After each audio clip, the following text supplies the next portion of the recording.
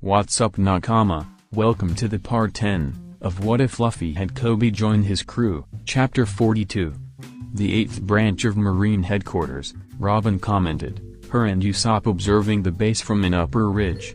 Although its official name is G8, it is usually referred to as Navarone. Where's the Mary? Usopp asked frantically, scouring the lake with a pair of binoculars for a ship out of sight. What have they done to my precious Mary? If they damage her, I swear I'll kill every last one of them. Calm down, Longnose, Robin ordered. Our lives are more important than the ship right now. No they aren't. Usopp argued. I'd die for that ship. If you don't care about her, then I'm going to go find her on my own. The sniper stormed off, only stopping when a dozen of Robin's arms sprouted from a nearby tree, bending the teen into its shape just as a quartet of Marines appeared. Find anything? The Marine in the lead asked. He was met with negative answers. Remember, the ship is the ship of the Straw Hat Pirates, and it's our job to find them. They're somewhere in the base. Move out. The arms vanished as the men moved out of earshot and, though he was still mad at her, Usopp muttered a quick thank you before storming off. Hello, Straw Hat Luffy. Jonathan greeted, his fork preventing the pirate's stretchy arm from snatching the meatball it had skewered, the final bit of food on the plate. To what do I owe the honor of having such an infamous man inside my base? Luffy sighed and released the meatball. Luck, he answered honestly. We fell from the sky and this is where we landed. I like the food here, by the way. I'm glad you approve, the Marine commented, eyeing the pirate captain dressed as a cook. If it was your chef that cooked this, and I suspect it was, then you eat better than some admirals. Yeah, but I don't think they get kicked when they try to raid the fridge. Against his own wishes, Jonathan laughed. I like you, Luffy smiled. You remind me of Smokey. I take that to mean that you've met Marine Captain Smoker? Yeah, he's a funny guy. He let me go in Alabasta so I could kick Crocodile's ass for trying to ruin the country. Realizing what he just said and what that information could do, Luffy swiftly covered his mouth. I thought as much, Jonathan sighed. I hope you know, I can't give you the same luxury that Smoker did. My men will catch your crew. As a matter of fact, Pirate Hunter Zoro and Trihorn Koby have both been captured already. Where are my Nakama?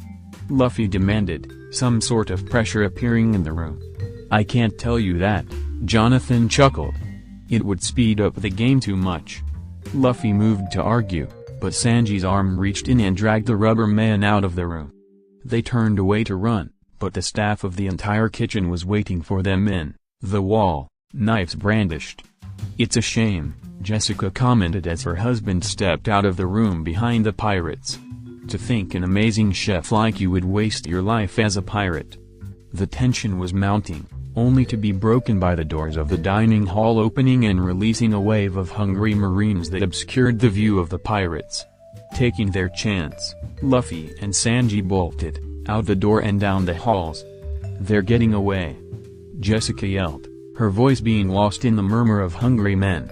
Calm down, dear, Jonathan chuckled, wrapping an arm around his wife's shoulders. We'll get them. For now, I want to try some of that pirate chef's cooking. Straw Hat stole most of my meal. What a dump. The Marine inspector muttered, eyeing the docks of G8 as he disembarked from one of the battleships. Sunglasses rested on the bridge of the man's sharp nose and his brown hair was just long enough to be in a small rat tail. It was quite possible he was related to Nezumi in some way. To think I weathered a storm to come to this backwater trash field. You there. Call your commander immediately and tell him that Marine Inspector Shepard of Marine HQ is here. I wish to speak with him ASAP. That will be fine, sir, the Marine replied, but I'm going to have to verify your name and rank beforehand. That's preposterous. Call your commander and I'll talk to him myself. That won't do, the man sheepishly responded. I'm afraid this is the hour Commander Jonathan usually takes off for lunch, so he's probably in the dining hall. Then call the dining hall, Shepard demanded as if it were the most logical thing in the world. No can do. Don't you know the G8 creed? Shepard blinked. You have a creed? Every man in the vicinity snapped to attention. Rule 1, always wash your hands before meals. They chanted as one. Rule 2, never leave food on your plate. Rule 3, never discuss work in the dining hall. Rule 4, when brushing your teeth, I don't give a shit. Shepard snapped, cutting them off. Never mind. I'll go find your commander Jonathan on my own. And you, sailor, I hope you start working out a creed to keep in jail after you've been court-martialed. The man stormed off, muttering about what would happen to the captain of this base after he handed in his report. He entered a dark passage into the base, so no one noticed when multiple arms pinned the man and forced him into unconsciousness. Marine Inspector Shepard, Robin mused, studying the ID sheet taken from the man. Yes, you'll do nicely. Mary had done her best to be disagreeable with the Marines that towed her to Dock 88, scaring each and every one of them so much that they hadn't wanted to stick around to pull her out of the water. Most of the Marines had fled as soon as her hull touched the concrete of the dock floor, leaving the so-called ghost ship to bob in the water without pulling her onto the dry platform. Still, some of the newbies had been ordered to stay on her to guard the ship from its crew, leaving Mary preoccupied with the duo trying to steal their gold. 2 Marines had brought a tarp with the intention of hauling up the gold in great piles, 3 or 4 trips maximum, but Mary wasn't going to have any of that. Whenever they moved back to the pile of gold, Mary would shift the gold back to where it had been. Angered and confused, Marines still wouldn't give up and kept restarting. Mary kept silently, and sometimes not so silently, snickering at them until she felt a familiar presence on the ground.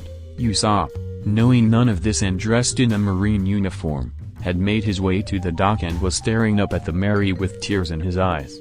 He jumped, however, when an old man with white hair and a bushy mustache beard stepped up next to him. "She's a fine ship, isn't she?" the man asked, surprising Usopp. "She's a caravel and she's seen a lot of action, too. Caravels can hold their own, with the best of them, even if they're an older model. And she's loved. Those patch jobs are well done, no matter how rushed they may seem. You can tell all that just by looking at her?" Usopp marveled. "It doesn't matter to me if it's a Marine ship or a pirate ship if it's a beautiful vessel.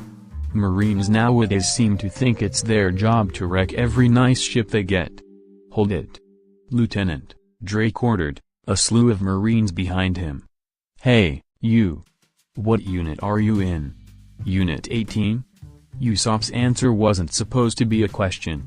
"A sniper, then," Drake stated. "Are you stupid or something? Don't you know that only maintenance personnel are allowed on the docks when repairing ships?" "Sorry, sir," Usopp apologized quickly. "Us snipers are pretty forgetful. I'll be going now." Usopp turned, only to find 4 swords pointed at his neck. "Unit 18 is a supply unit, not a sniper unit. You aren't going anywhere, Straw Hat Pirate. Now wait just a damn minute," the old man yelled. "You know that these docks are basically sacred ground to the shipwrights. If you spill even a drop of his blood here, I'll make sure you regret it." Before any more could be said, light exploded from the deck of the Mary and 2 burned forms were catapulted from the ship. The bodies of 2 Marines, both of them groaning softly, landed with a thud at the feet of their lieutenant commander. "The hell?" Drake cursed. A form staggered over to the railing of the pirate vessel. "Who are you?" Jin demanded in a tired voice. "Where are my Nakama?" "Jin!" Usopp cried happily. "Usopp," Jin called back, "where the hell are we?" "Get him!" Drake ordered. Jin moved to jump off the ship, but he tripped over the railing and landed face first into the concrete. He exploded into lightning for a split second before he reformed, sparks flying off him at random intervals. The first wave of enemies slashed their swords through the man, but they had no effect save for shocking the Marines. "Jin, did you?" Usopp left the question hanging. "Ah, the man-demon confirmed as he backhanded the Marine in the face, the man falling with smoke rolling from his mouth. It seemed like the only option at the time. I mean, that's fine, but could you please help me? Turning toward the sound of Usopp's voice, Jin darted forward. The four holding Usopp at sword point moved to retaliate, but they met the same fate as all the others. Pull back, Drake ordered. He's a Logia. Call for backup. Special attack, Smoke Star. A small pellet broke against the floor next to Lieutenant Drake's feet, surrounding him and the Marines around him in a great cloud. The smoke screen dazed the Marines long enough for Usopp to scramble onto the Mary. As he stepped on deck, a couple of Navy soldiers with a load of gold between them arrived from below deck. Man, the first complained. All that work and this is the first load we got out? We haven't even gotten to the food or the cannons, yet. Stupid cursed gold. What's all the commotion? The second asked Usopp, mistaking him for a Marine. Usopp hammer. Usopp hammer. The surprise attacks knocked the men out cold, giving the sniper the freedom to drop them over the side of the ship and onto the dock below. Don't worry, girl, Usopp sighed happily, running a hand over the mast while ignoring the stalemate happening on the docks and the gold-laden tarp that was moving back into storage of its own volition. I'm here to take good care of you, Mary. Now, Usopp couldn't be sure, but he would later swear to Raftlin back that he heard someone whisper a very heartfelt thank you. Marine, Inspector Shepard, Vice Admiral Jonathan greeted, shaking the hand of the woman who had introduced herself as such. It's a pleasure to meet you. The woman had dark hair that fell to her shoulders and sunglasses that hid her eyes. The uniform she wore was well decorated. You as well, the woman replied smoothly, shaking his hand. I'm sorry it took so long to get here, what with the storm and everything. I hope I haven't kept you waiting. Not at all, Jonathan smiled. Please excuse us if we seem a bit frantic, we're having some problems down at one of the docks. I think I heard some of the men talking about that on the way up. Dock 88, correct? I'll leave that to you. Although, if you don't mind, I'd like to get my inspection started from the bottom up. Could you please have someone lead me to the brig? Of course, Jonathan nodded. The woman, with two men leading her, exited the room. Quietly, the commander ordered another 6 men to shadow her. Now alone in his office, the vice admiral turned to his chessboard and rearranged the pieces. Straw Hat and a chef running around the halls, he muttered to himself. An unknown doctor and 2 unknown nurses performing surgery. A sniper and a man-demon with the living ship. A woman who claims to be Inspector Shepard. And finally, the pirate hunter and Trihorn in custody.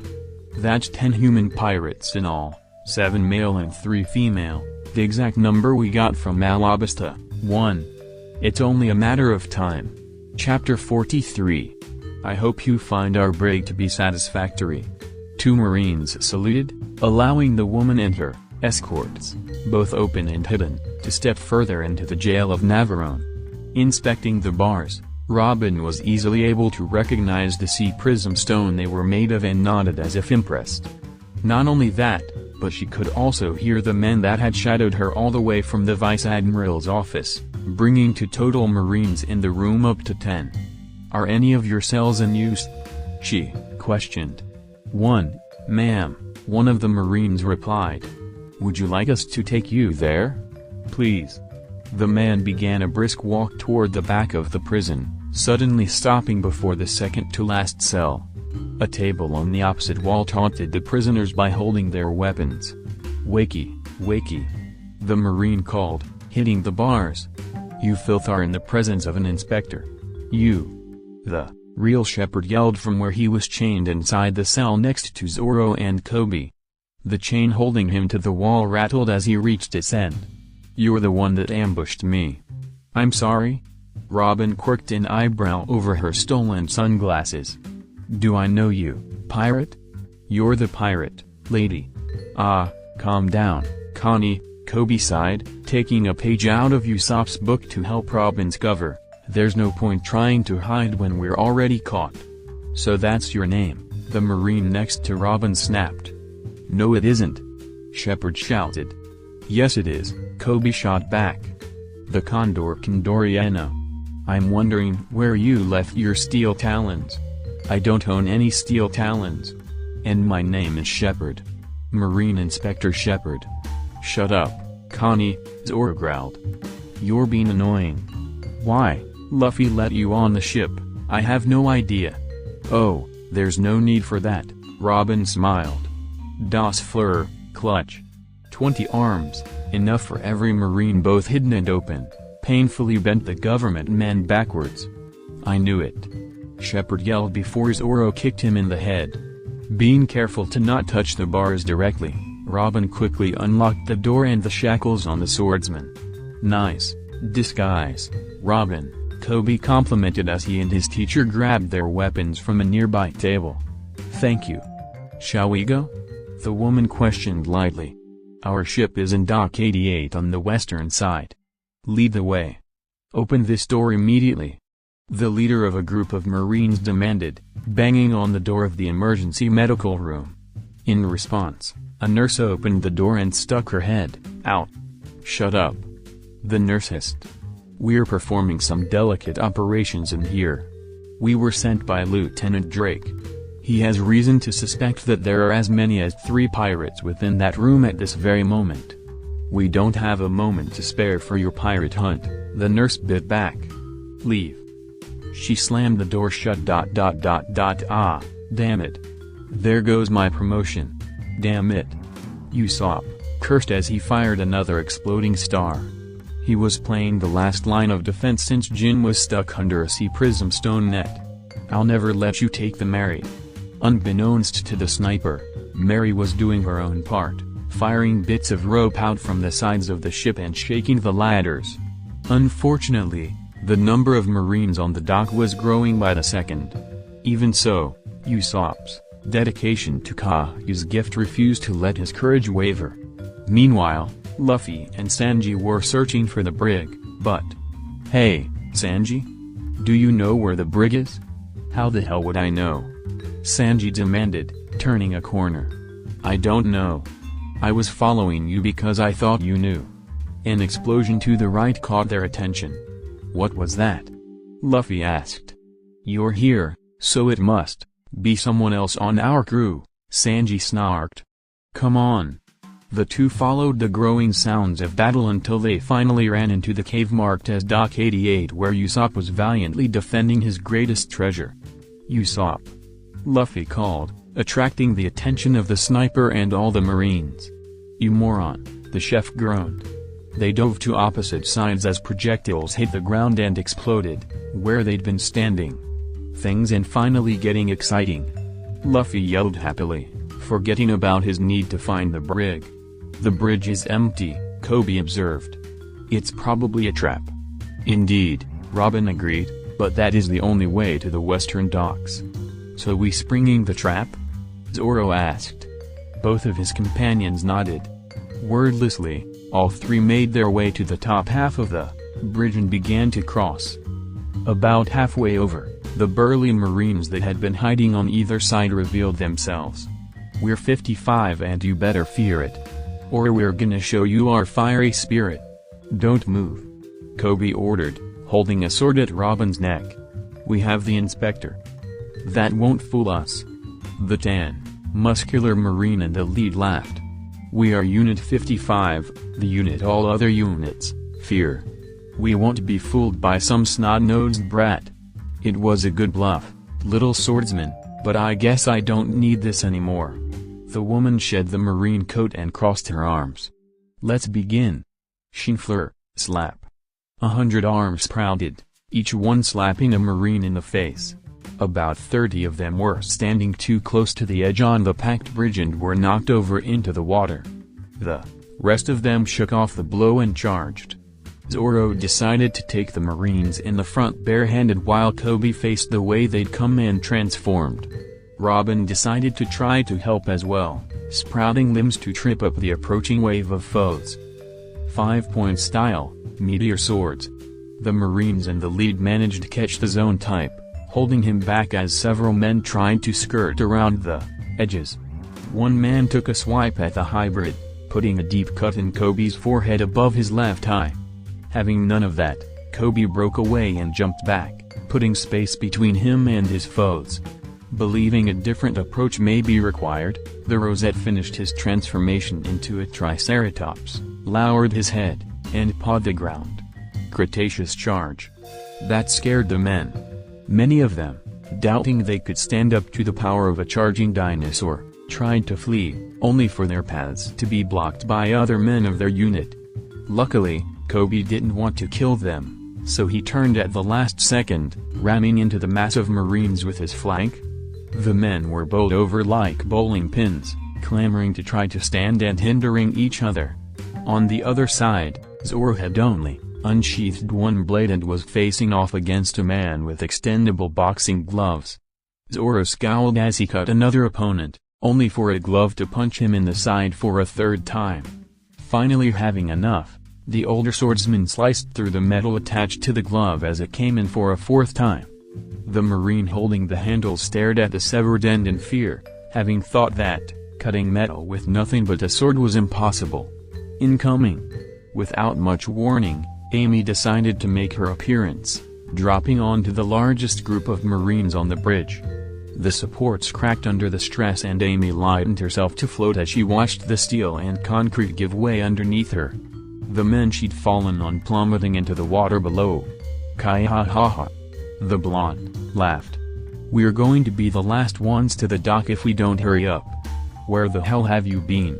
Zoro demanded. "Thank you for the warning, Miss Valentine," Robin nodded. "I suppose it's about time we stepped up our game." Shinfleur, swat. Growing a giant arm out of the side of the bridge, the woman used it to knock off all the Marines barring them from the western shore. To complete the path, she bloomed a bridge of flesh to fill the hole Amy's entrance had created. "Shrimp, we're leaving!" Zoro shouted. "Coming!" The Triceratops called back, turning to smack a couple of enemies off the bridge with his tail and dart toward the cleared path. "I'll cover you," Zoro told his student as he passed. 36 caliber Phoenix. The flying cut mowed over the front row of men, leaving a shallow cut across their chests. Once the pirates that couldn't fly were over the hole, Robin removed her arm bridge, cutting off the Marines' access. "See you later," Amy taunted. "Kai ha ha ha. You damn pirates." The remaining forces of Unit 55 yelled angrily. It was chaos when the 4 pirates reached the dock.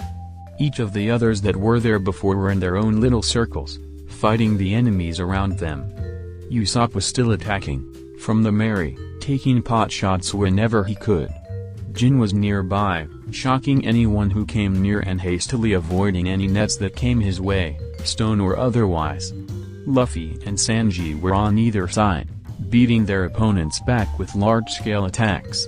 Zoro and Koby locked eyes before nodding and charging in while the Marines' backs were turned. Robin grew a chain of arms to swing to the Mary without fighting while Amy joined her in the air only to fall on a group of snipers. Just as they cleared the entrance, Chopper, Nami, Grace, and another woman ran out of the doorway with a stretcher. Nami's in a nurse outfit. Sanji yelled with hearts in his eyes. "Keep your eyes off of her!" Luffy shouted defensively, a fist extending across the room to punch no less than 10 Marines and the cook. "We've got a hostage!" Nami roared, holding her clumatact at Kabato's throat. The woman screamed in response, winking so only Nami could see. "Stand down or we'll have the monster of our crew snap her neck." "I said," Nami emphasized, nudging Chopper with her foot, "we'll have the monster of our crew snap her neck." "Oh, right," Chopper blinked, changing into his heavy point.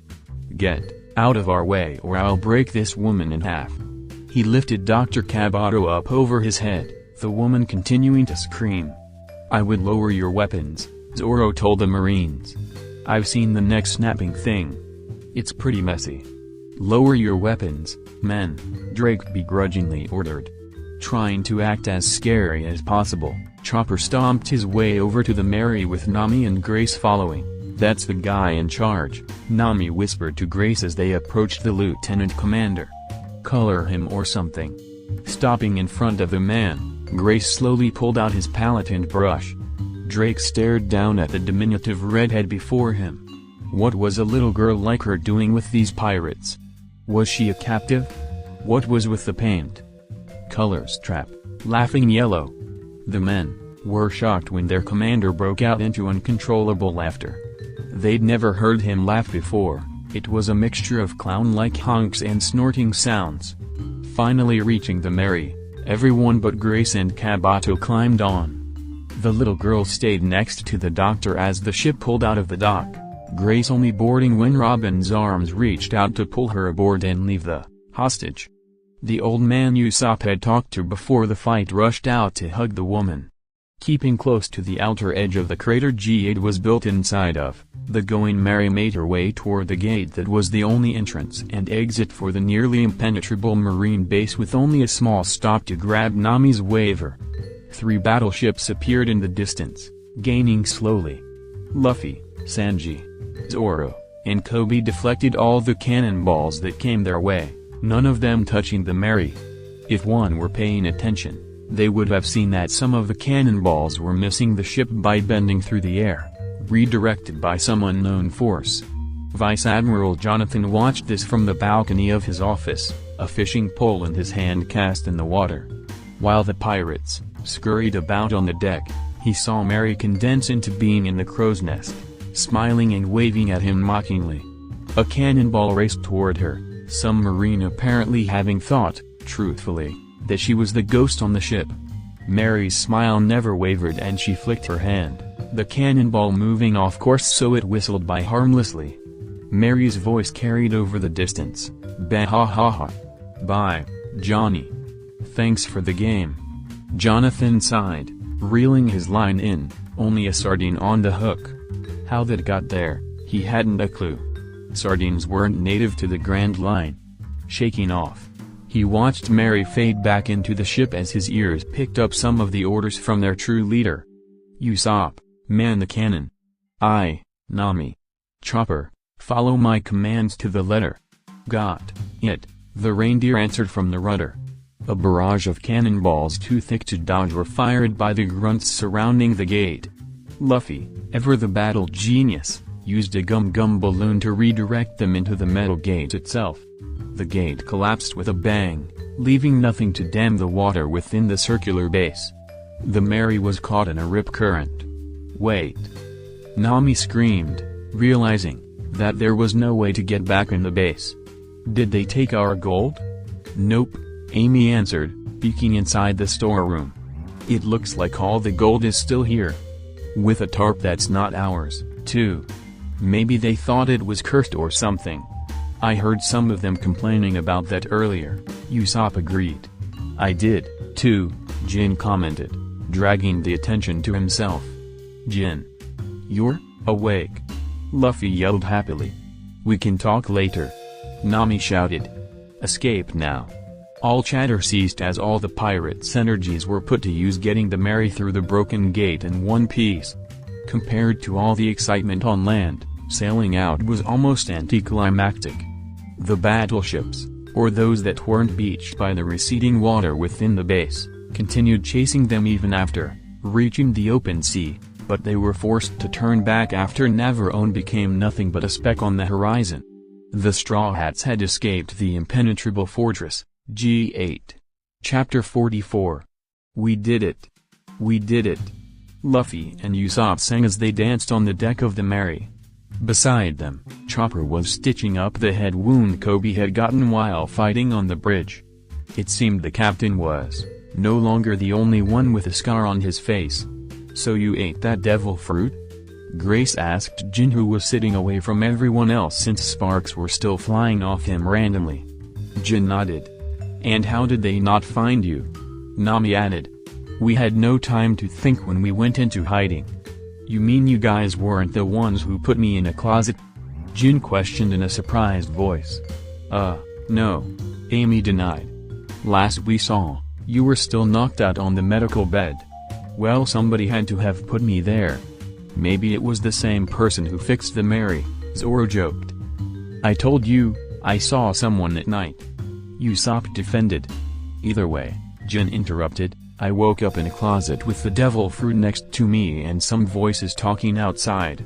They said there was a group that was trying to take the Donna's gold, but that they claimed the gold was moving when they had their backs turned. Anyway, I fell and they heard me, so I ate the fruit to defend myself. But now, I'm not sure I want it. Then what are we supposed to do?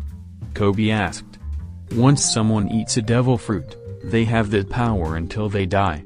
Do you wish for a way to keep your powers in check? Robin inquired. I guess so. Jin answered, not exactly sure what he wanted.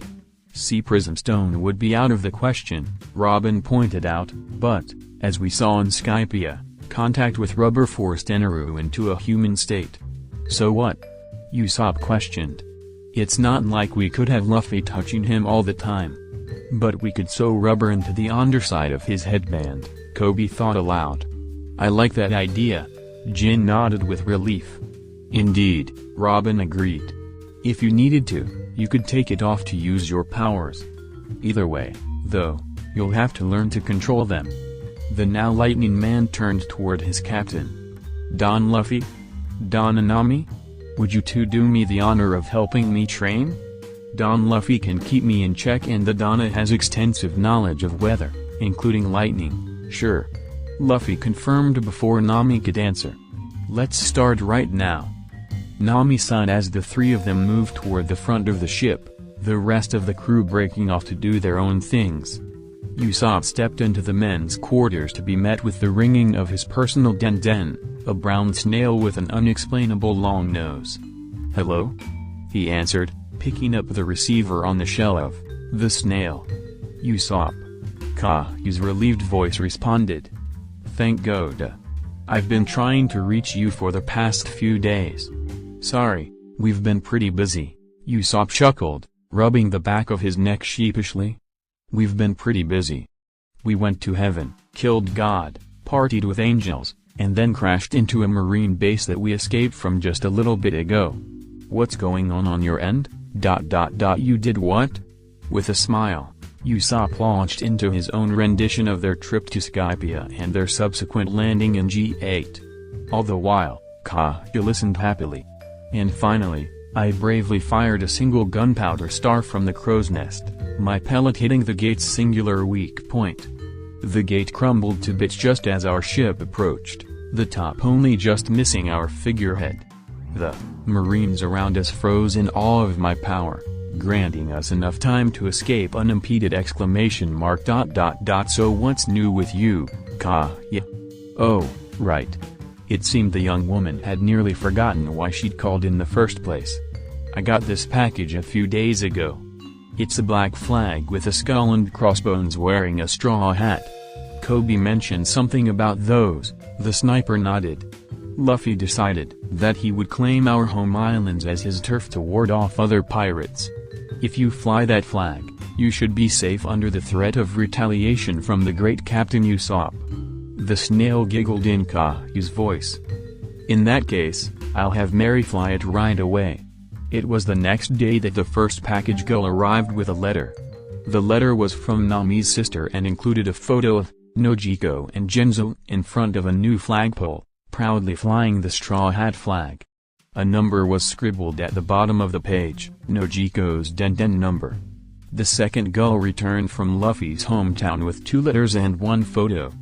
The first, written in small, neat handwriting, was from a woman named Makino asking Luffy how he was doing and if his crew was as lively as they looked in the news. The second, in barely legible scrawl, was from someone named Duden who was praising the teen for sticking to those marine bastards and driving his grandfather nuts. It was covered in other writings that couldn't really be made out. That photo showed a smiling, green-haired woman and a large, female redhead with the flag spread between them. An old man was pouting in the background. The third arrived from Vivi and Kiryu and included a photo of them with the flag hanging in their room rather than outside. It also included a number with the instructions to call sometime. So much has happened since you left. The final letter was from Kira and Dalton. It held not only a picture of the flag flying next to Hiroyuki's, which Chopper claimed as his own and hung it in the medical ward, but also an eternal pose stamped Sakura Kingdom. As the letter explained, Dalton had been voted king by the people and renamed Drum before reaching out toward Alabasta. The two kingdoms now had a strong alliance. In the time it took for those 4 letters to arrive, Luffy, Nami, and Jin worked out a schedule for training Jin's new Logia powers so he didn't accidentally hurt any of his crewmates. It would take him until they reached the next island, for him to have enough control to not spark without his now rubber-lined headband. Another month passed before the next event of worth. Koby finished his growth spurt halfway through, now standing over his captain and just under his mentor. Sanji's food had finally fully counteracted the measly meals he'd had from his 2 years aboard Alvida's ship that had stunted his growth.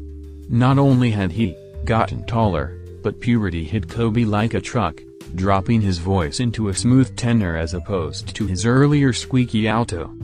Grace had also grown, but she only came up to the rosette's chin. She had blossomed into a lovely young woman and, though he had taken notice, Koby decided that he wouldn't act on his impulses for fear of denial or the awkwardness such a thing would cause. The two began an awkward dance around each other with Amy jumping in to drive Koby away whenever it appeared they were starting to make progress.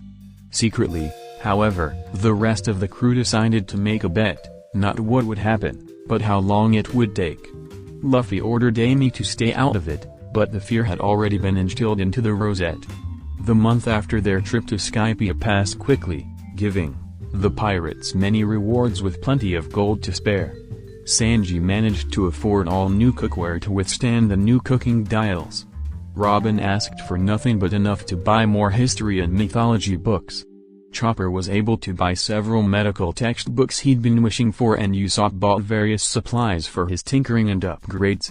While Nami didn't buy anything, she did have Usopp upgrade her Climattact with some dials. Grace restocked her paints, and she and Koby had to get all new wardrobes after outgrowing everything. Grace was now usually outfitted in a tie-dyed shirt and a red skirt that fell to her knees. Orange tennis shoes covered her feet and knee-length. Mismatched socks hid the rest of her legs. Upon her head sat the red cowboy hat that Robin had bribed her with, after they'd left Alabasta, covering the top of her hair, the rest of which had grown down to her waist. She had also bought a new smock which was slowly accumulating stains that made it her own. Koby's new outfit was still rather reminiscent of Marine uniforms with a white and blue color scheme, yet there were several key differences. He wore blue shorts and his sandals on his lower body, the backside of his pants folded over rather than being sewn to give his tail an opening when he transformed.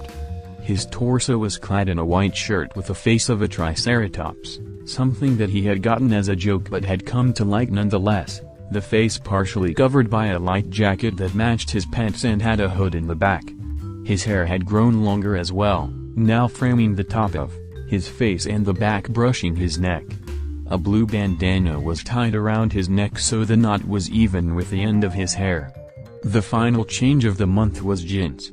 He didn't change his clothing, going back to a cleaner version of what he had been wearing at the Barrett: dark pants and shirt, gray jacket with red dragons, gray and blue headband, but he did coat the weights on the end of his donfa in gold since the shiny metal would be a better electrical conductor than their original iron should the need to use his powers arise. The ends now glimmered golden in the light while 2 lines spiraled down the shafts of the weapons. The golden lines, which twisted around to end on the handles, were tiny dragons that Jin had spent several hours making because if I'm going to have gold on my tonfa, it's going to done right. And dragons are cool. There was one scary day where the Mary had to sail through a particularly bad storm and almost crashed into a giant ship with a gold trip and a white fox figurehead, but the storm was so bad that the 2 pirate groups, for that was what the Black Flag and Jolly Roger on the other ship symbolized, were too busy sailing to meet. While Luffy wanted to go back and meet the captain with the super awesomely big ship that Mary could beat in a flash, Nami quickly subdued him with promises of meat and otherwise. If she didn't run the ship beforehand, She certainly did now. Luffy was wrapped around every one of her fingers. The island they landed on after that storm, Long Land, was interesting but rather boring. Luffy, Usopp, and Chopper had a lot of fun playing with the animals while everyone else talked to the man who fell from the giant bamboo stilts. However, nothing that met the standard Straw Hat crazy happened. Their next exciting adventure began on an uninhabited island where the crew stopped for a barbecue. The party they had on the beach was nothing surprising, nor when Luffy declared that they were going to explore the island. What was surprising was when they found a man sleeping in a field. The crew entered the clearing with their usual chatter, 4 or 5 different conversations happening at the same time. The clearing was absolutely flat save for one large boulder that sat in the center. What looked to be large black mushrooms seemed to be growing out of the top of the rock. "Oh, a mushroom," Chopper commented, running forward to study the fungi. "Hey, wait for us," Luffy called after him as the reindeer rounded the corner, only to be knocked back. "Are you okay, Chopper?"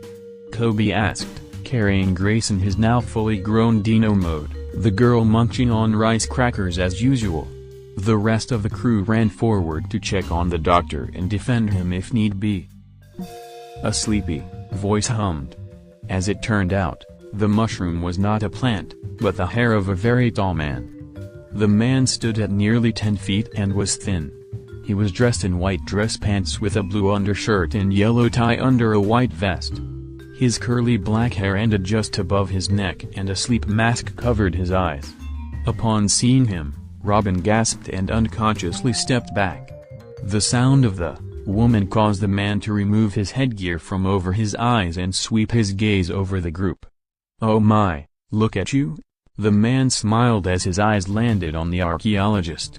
"You've grown into quite the stunning young woman, Nico Robin." Upon hearing her full name, every one of the pirates were immediately set on guard, falling into defensive stances.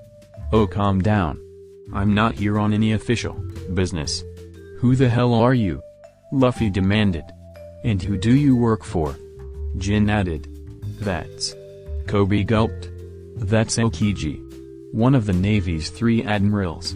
"Oh, so you know me," the man yawned, lying down on his side. "I'm flattered." "This guy's an admiral?" Zoro questioned incredulously. "I didn't think Marines were allowed to be lazy." "He's almost as lazy as you," Amy joked. "At least, I'm not as lazy as Grace," Zoro shot back. "Lay off of Grace." Koby and Amy yelled in sync.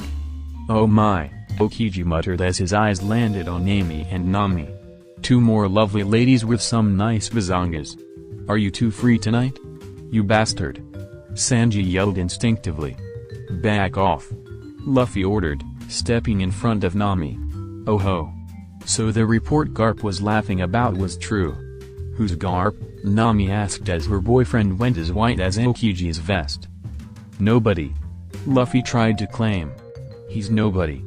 "Do you mean Vice Admiral Garp?" Koby asked. "Hold on a second. His surname is Monkey. Marine Vice Admiral Monkey D. Garp is your father?" Luffy shook his head, his voice refusing to work. "A couple months ago, Garp was laughing about his grandson getting himself a girlfriend. It looks like the betting pool he started is over." "The Marines had a betting pool about a pirate's love life?" Jin asked in surprise. "That doesn't seem like something they would do." "Garp is a special case," Aokiji waved. "And let me say, you are one lucky pirate for having such a babe on your arm." Several of the pirates tried to hold in their laughter with limited success. Aokiji thought Luffy was the one in charge of that relationship. "What's so funny?" Before anyone could answer, a group of 10 or so people stumbled out of the bushes. All of them were covered in dirt and the 2 children with them clung to a woman the pirates supposed was their mother. "Is it true?" the blonde man who was their leader asked. "You're a Marine Admiral? Can you help us? Who are you guys?" Usopp questioned. "I thought this island was uninhabited." Chopper panicked and ran over, checking the health of every person. "How are they?" Luffy asked. "They haven't eaten in days," Chopper answered. Luckily, they aren't badly injured, so all they need is food. At that diagnosis, Luffy declared another meal to begin shortly. A passenger ship disappeared about a month ago, Aokiji drawled several minutes later, munching on a stick of barbecue that Chopper had offered him. I'm guessing you're the survivors. Yes, we are, the blonde confirmed. We were returning to our home island when a giant frog doing the front crawl slammed into our ship. That's ridiculous, Nami denied. Everyone knows frogs do the breaststroke, Sanji added nonchalantly. Nope, the Marine yawned. That was probably Yokozuna. After what felt like forever, we landed on this island, the blonde continued, but our food ran out soon after that. We were praying for a miracle and we thought we'd gotten one with he thought he saw a ship on the horizon, but it was just a guy on a bicycle. Don't be stupid, Luffy laughed. You can't ride bikes on the water. Actually, that was me. Aokiji raised his hand lazily. And then, when he finally saw a ship, it was a pirate ship. And that was us, Koby finished. I guess we'd have enough room for you, but just being on our ship could brand you as pirates. Nah, the admiral waved off. I'll handle it. Rising from the ground, Aokiji began walking into the forest and, whether out of hope or curiosity, the pirates and survivors followed. Reaching the edge of the island, Aokiji dipped a single hand into the water and spoke 2 words. Ice Age. In a flash, the ocean for as far as the eye could see was frozen solid. The viewers' mouths dropped open in shock at the display, only brought back to their senses as the Marine continued to speak. That should stay frozen for about a week. If you keep walking in that direction, you should reach an inhabited island in 4 days. It'll be a bit chilly, so remember to bundle up. That was awesome. Luffy yelled. Thank you? Aokiji didn't seem to know how to react to Luffy's praise. We can finally go home. The survivors cried. The Straw Hats offered them food and water for their journey and the group staggered off over the frozen ocean, calling thanks back the way they came. The pirates waved back while playing on the ice. You know what, old Marine guy? Luffy smiled. You're not half bad. I was about to say the same to you, Straw Hat, the Marine responded before he frowned. That's why I can't let you continue to travel with that woman. Hand over Nico Robin and I'll let you go. Chapter 45. You know what, old Marine guy? Luffy smiled. You're not half bad. I was about to say the same to you, Straw Hat, Aokiji responded before he frowned. That's why I can't let you continue to travel with that woman. Hand over Nico Robin and I'll let you go. No way. Luffy denied, jumping to his feet. I don't care how cool you are, no one is taking my Nakama away from me. Do you know about Nico Robin's history? The Marine Admiral asked, unfazed by the pirate's aggressive stance. Are you aware that every group she has ever aligned herself with has fallen, every member but her either dead or imprisoned? That's not true. Amy stated, catching Aokiji off guard. She leveled her parasol at the Marine. I was part of Baroque Works for 3 years, working as one of Crocodile's top agents before I turned. Besides, Luffy continued, history is personal and it only says who you were. We don't care about that. It's who you are now that matters. Aokiji sighed heavily. He hated when he met good pirates like the Straw Hats, but he couldn't just let them get away and endanger themselves with the likes of Nico Robin. Bending down, he plucked several blades of grass and blew on them, flash freezing the water droplets around them and in the air into a jagged sword. Ice Saber. With speed that belied his lazy nature, the tall man dashed forward and prepared to cut through the archaeologist, only for his weapon to be blocked by a rubber fist, 2 swords, a leg, and a tonfa. Back off, Zoro growled at him. With barely a though, Aokiji pumped his power through his mouth and blew over the fighters, coating several limbs in ice. The monster trio dropped, them having taken the worst of it. Luffy grabbed a frozen fist. Zoro growled at his hand holding Kaitetsu 3. and Sanji clutched his ice-covered leg. Koby hopped away, wary of transforming as that would make him more susceptible to the cold. Jin glared at the man who dared to threaten his family. The gold on the end on his right tonfa glittered through the ice. "Listen, kids, just hand her over." "No." Luffy jumped up, punching toward the man's face while Zoro ducked low to cut through his body. Not reacting fast enough to dodge, or choosing not to, the Marine was cut in half and crumbled into shards of ice. The coating over Luffy and Zoro's hand shattered under the force. "Was that it?" Amy asked. The pile of ice shifted, the Admiral slowly rising as he reformed. He slashed his arm through the air, a freezing wind blowing the fighters to their right. Thunderbolt tempo. Nami yelled, a bolt of electricity descending upon the Marine. Aokiji's face vaporized, leaving a crater between the man's shoulders that descended into his chest. Steam or mist. The pirates weren't sure which, wafted from the broken area. Silence covered the battleground like a blanket, every pirate staring at the body until Amy jumped into the air. "There's no kill like overkill?" she shouted. "Shatter, Iceman." 10,000 kilogram press. The blonde fell on the Admiral's prone form, roughly 10.32 tons of weight, crushing the rest of Aokiji's body into crystalline dust. "There we go. That wasn't too hard." Robin allowed herself to let out a breath of relief. That was, until she felt two cold arms begin to encircle her. "No!" the archaeologist cried, her body refusing to move as she realized the Admiral had reformed behind her. "No. I'm not the same person I was. I've changed." "Robin." Zoro's voice carried over from where the others had been blown. They were too slow to help. There was a crack of ozone as a shiny ball caught the surprised Marine in the face. He shattered into ice again, his pieces being launched into the field from the force. Jin landed in front of the startled archaeologist, his headband tossed to the side back with the others. Electricity danced across his skin as he glared at the slowly reforming Marine. "No one threatens my Nakama," the man-demon bit out. "Everyone, go. I'll hold him off." "We aren't leaving you, Jin." Luffy tried to protest. "No, Captain," Koby said, wrapping an arm around the rubberman's chest. "Jin is best suited to fight him out of all of us. They're both Logias after all. I don't care." "Grace. A little help?" "Colors trap, calming green."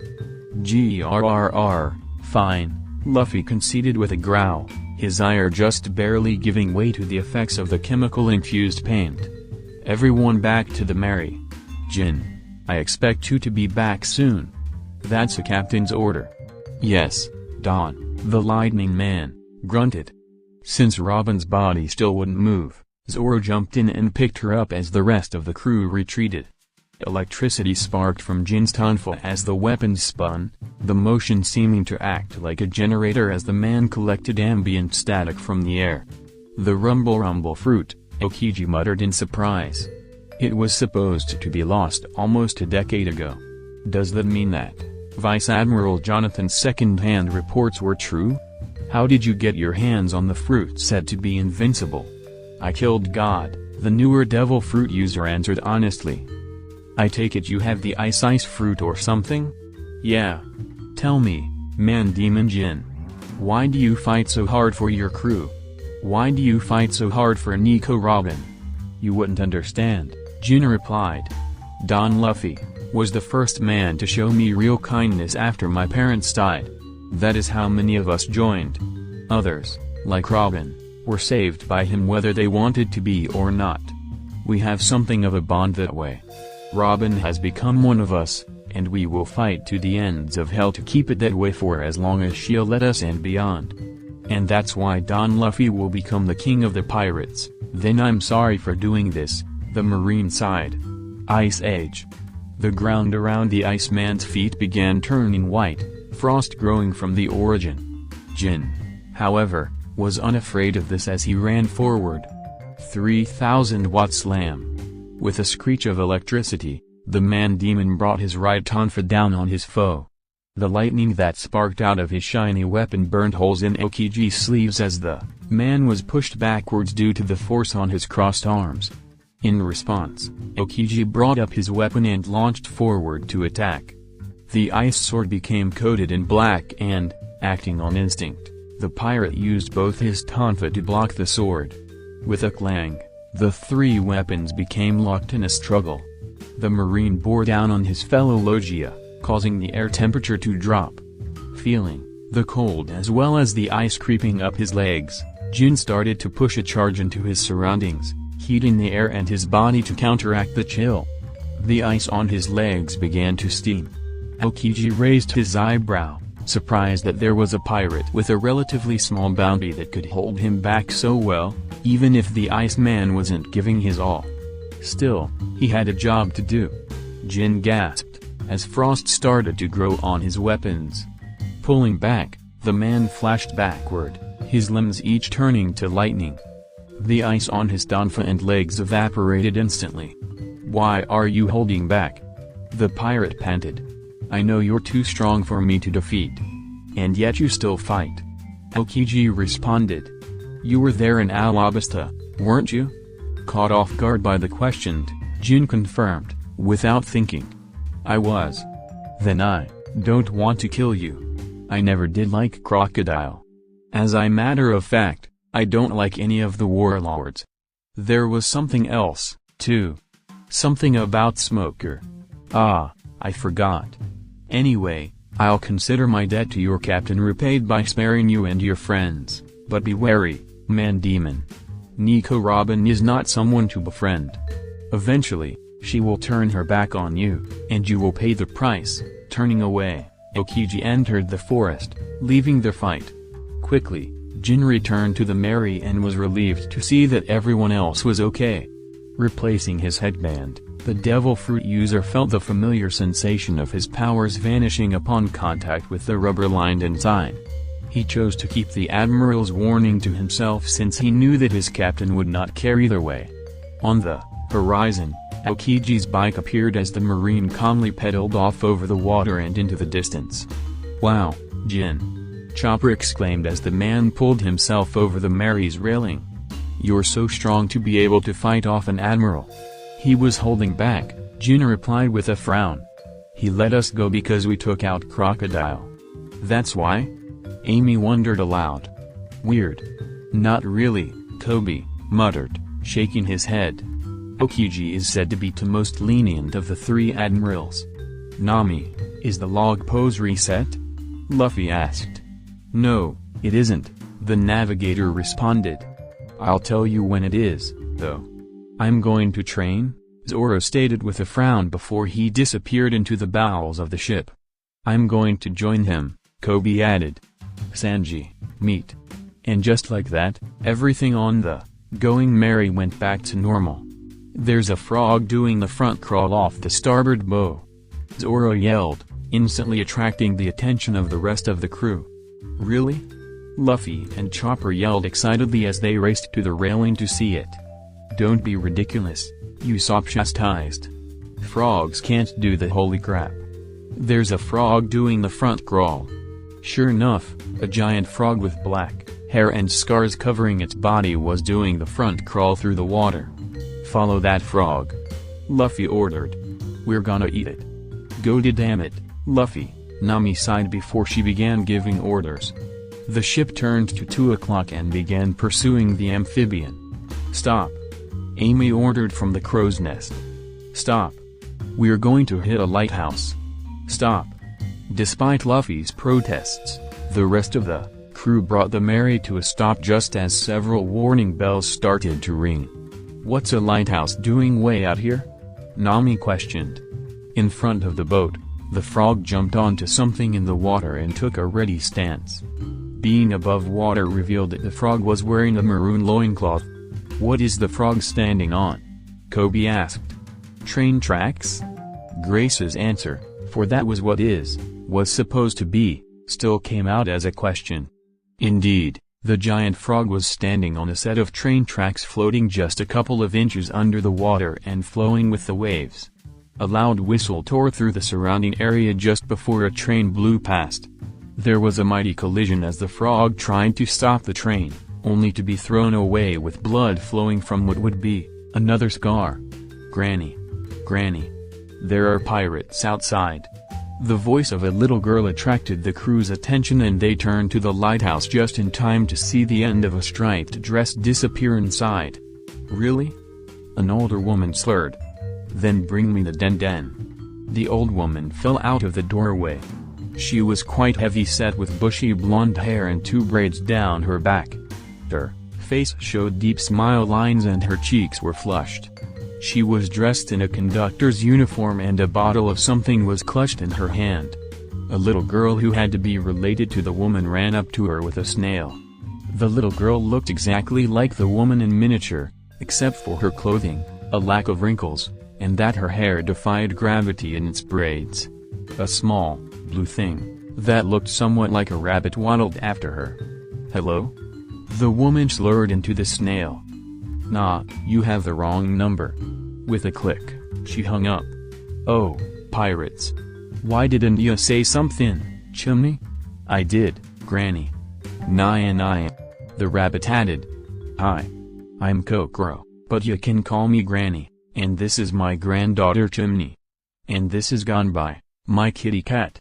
Chimney added, holding up the animal. "Who are you?" Kokoro continued. "I'm Luffy. I'm going to be the king of the pirates." Kokoro laughed, hiccuping every few seconds. "And where are you pirates headed?" "Somewhere east of here," Nami answered, checking the log pose. "Then you're headed for Water 7, Kokoro nodded. Best shipwrights in the world work for galley law there." "Great!" Usopp exclaimed. "We can finally get the Mary fixed. If you're fixin' your ship, then I got something for you." The inebriated woman re-entered the lighthouse before coming back out with a folded piece of paper. "This is a reference letter. Give it to a man named Iceberg and tell him Granny sent ya." "All right, thank you," Koby responded. "We'll be going back there in a few days," Chimney said. "We might see you there." Naya, her animal called. "Set sail for Water 7. Luffy shouted. "Let's go get Mary fixed." Chapter 46. "Wow!" Luffy gasped, him being the only one to get the word out. The city island of Water 7 rose out of the sea like a pyramid topped with the largest fountain any of the pirates had ever seen. The water from the fountain flowed downward through the city's canals, leaving very little room for sidewalks, compared to other islands. Large, block numbers counting from 1 were carved into the entrances into the city.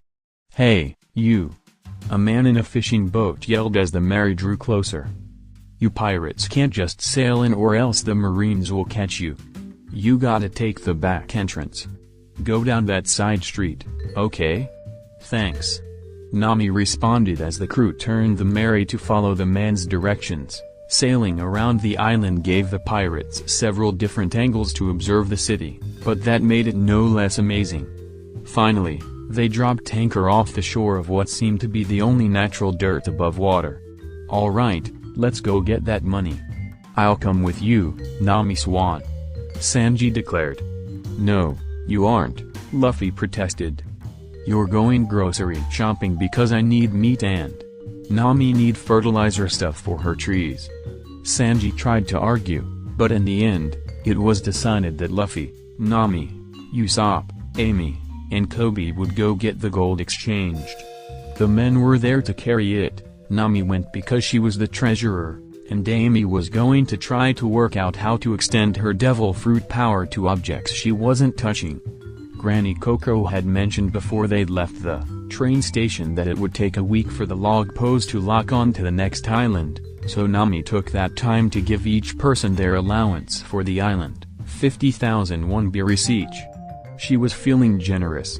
"All right," Luffy happily called as the quintet reached the archway into the city. "Let's go get us a shipwright." "What's a Yagrabul?" Koby questioned, reading the sign for the arch. "Don't know," the captain shrugged. "Let's find out." A heavy-set man with brown hair greeted the group as they entered the shop. Behind him were two pools separated by a fence. "Welcome to Water 7, the businessman, a greasy-looking man with slicked-back hair, greeted. "What can I do for you?" "What's a yagra?" Luffy asked. Yagra bulls, or yagras, are the main mode of transportation here in Water 7. They are a breed of fish that look like horses and can breathe both above and below the water. "That's so cool!" Luffy and Usopp yelled, stars in their eyes. "How much are they?" Nami questioned, holding her own sack of berries tightly. "You can rent one for the day for 1,000 berries, one for the week for 6,500 berries, or you can buy one for the right price." "Nami, can we get a yagra?" "No, Luffy, where would we put it?" "I don't know," the captain shrugged, "but it would be a great pet." Anyway, Koby stepped in front of the bickering couple as he remembered the name of the shipbuilding company. "Can you lead us to Galila?" "If you don't know where that is or what yagaras are," the man thought aloud, "then I take it you're not from around here?" "We aren't," Amy confirmed. "Hold on," Nami ordered. "We can't go to Galila yet. We need to exchange our gold for berries first." "Gold?" the salesman questioned excitedly. "Ahem, well, don't let me stand in your way. How many yagaras would you like?" 5 people with 3 bags, I'd say 4 yagaras. They can hold 2 at a time." Whistling without waiting for confirmation, he opened the gate between the pools to allow 4 yagaras, colored blue, green, yellow, and red respectively, to swim through and plant saddles on their backs. As the men moved to place the sacks of gold in the saddles, Nami turned back to the salesman. "How much did you say they were?" "Oh, that'll be 1 million berries each." "Don't lie to us," Usopp yelled. "My mistake. 5 million. That's even more. Looks like I can't swindle you, then," the man sighed. "That's 4,000 berries to rent 4 bulls for the day." "That's better," Nami nodded as she handed him the bag of money, deciding to not mention that the stack contained about 550 berries less than what the man had asked for. In exchange, he handed her a map of the city and pointed out both the shopping district and the Galila company. Their business done, the pirates moved to the yagaras. Luffy and Nami took the blue one with the captain still grumbling that he wanted one for a pet. Amy all but demanded the yellow bull, Koby took the green, and Usopp was left with the red. Waving at the man, they departed. "I guess I missed my chance," Chopper whined, leaning on the railing of the ship. He stared longingly at the city. "Don't fret, Doctor," Robin commented. "You can go with me." "Really? Can we go to a bookstore?" "Of course," the archaeologist smiled. "Yay!" In his excitement, the reindeer began running around the deck in his walk point. "Keep it down over there, Chopper," Zoro yelled. "I'm trying to sleep." "Me too," Grace agreed. "Sorry," Chopper whispered. Robin just giggled. "What's that crowd about?" Luffy asked as their rented yagaras approached the first shipyard of the Galila company. "We don't know," Usopp answered. "Why would we know?" "He wasn't talking to us, Longnose," Amy admonished as the yagaras pulled up to the sidewalk and the pirates disembarked with their treasure. Even if they were only a few feet away, they weren't going to take any chances. Luckily, Amy had had some success and managed to lighten Usopp's load with her powers. She was still being passive-aggressive against Koby, and Luffy was more than strong enough to carry his without trouble. "Excuse me," Nami said, tapping on the shoulder of a man near the back of the crowd while trying to look cute. She was more likely to get answers that way. "Why is there a crowd?" "You all must be tourists," the man deduced. Some pirates were causing a ruckus in the shipyard, but the men of Galila were able to handle it. "The people here, I guess you can call us their fan club. The shipwrights are the pride and joy of Water 7, after all. So the shipwrights are strong enough to take down Grand Line pirates?" Koby questioned. "That's amazing. That's nothing for the Galila company, the best shipwrights in the world." "As great as they may be," Amy pointed out, We can't buy anything without actual beerus. Right, Nami agreed. Thank you, sir. Could you direct us toward the bank? A small group of men crept toward the Mary, climbing over the ridge quietly. Zoro, sleeping on the deck, was the only crew member in sight. Grace and Jin were both in the ship, the former because she couldn't sleep with Zoro's snoring. Mary, knowing she couldn't reveal herself, stayed quiet. Still, she loosened the boards around the swordsmen so they would squeak. The man in the lead of the invading group unsheathed a sword and slunk forward with weapon raised to kill the green-haired man. His sword, however, never struck. Instead, it was blocked by a pair of tonfa glittering gold in the sunlight. Zoro barely opened his eyes, alerted to the danger by the squeak of the boards, the smell of ozone, and the clang of the weapons meeting. "They're all yours, Jin." The lazy swordsman yawned. "They'll be good practice." "All right," the lightning man nodded as sparks began to fall from his skin. Still lacking full control of his powers, some of the man's hair seemed to float in response to the charge dancing over his skin. "Who are you and what are you doing on the ship of the Straw Hat Pirates? You haven't heard of us?" The man in the lead chuckled. "That's fine since we've heard of you, Man Demon Jin and Pirate Hunter Zoro. We're the Frankie family, a notorious group of ship dismantlers and bounty hunters, and we're here to claim your bounties." "Nothing personal." "Sure," Jin nodded, spinning his weapons. "Nothing personal." 3,000-watt slam. CP9. The pirates had found the bank and exchanged their gold, and Nami couldn't be happier. In fact, she was hugging Luffy tightly to her chest and screaming without a care in the world. Luffy didn't seem to mind at all. 1 billion beerus. Indeed, the total worth of all the treasure the Straw Hats had accumulated from Skypiea as well as what remained from both Gaspard's plunder and the lost treasure of the Rainbow Mist was 1 billion beerus, the money now split between 10 suitcases of 100 million each. Considering the fact that every member of the crew had been expected to carry as much as they could and then some, Nami's forceful greed had finally yielded an amazing crop. That and her bargaining might have raised the overall value of some of the items. "Be quiet," Usopp warned. "If you shout like that, someone will come to steal it all." "Ha!" The woman laughed, still riding her money high. As if anyone could get past Luffy, Koby, or Amy. "So where to now?" Koby asked. "Are we heading back to the Mary or going on to Galila?" "We can head to Galila and settle everything there," Nami decided, releasing Luffy from the pillow-like hug. The rubber man staggered away, mumbling something with swirls in his eyes and a thin trail of blood dripping from his nose. "We'll take the money that's left back to the Mary." "Sounds like a plan," Amy agreed. Hopping back on their Yagaras, the group soon made their way back to the Pride of Water 7. The crowds from before had dispersed, leaving the view of the short, rope fence around Dock 1 open. A large door with a 1 engraved on it stood out, its top far over the small fence. "So now we just have to find this ice guy that woman mentioned," Luffy commented. "That shouldn't be too hard." "But we don't even know what he looks like," Nami pointed out. "And we don't know procedure for this place. Can we just walk in?" "One way to find out," Luffy answered as he walked over to jump the fence. "Whoa there, big shot," a worker said, stopping the captain's attempted entrance. He was a taller man with ginger hair wearing a blue and orange jumpsuit and a white hat that read galley. Under his big, black eyes sat a long, square nose like Usopp's, but square. A tool belt was hooked around his waist. "Can't let you in here, partner. Workers only, you know? What can I help you with?" "We're here to do business," Nami answered before Luffy could say anything stupid.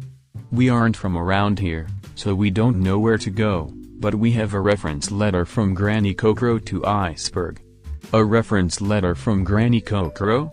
Square Usopp questioned as Koby passed the letter to him.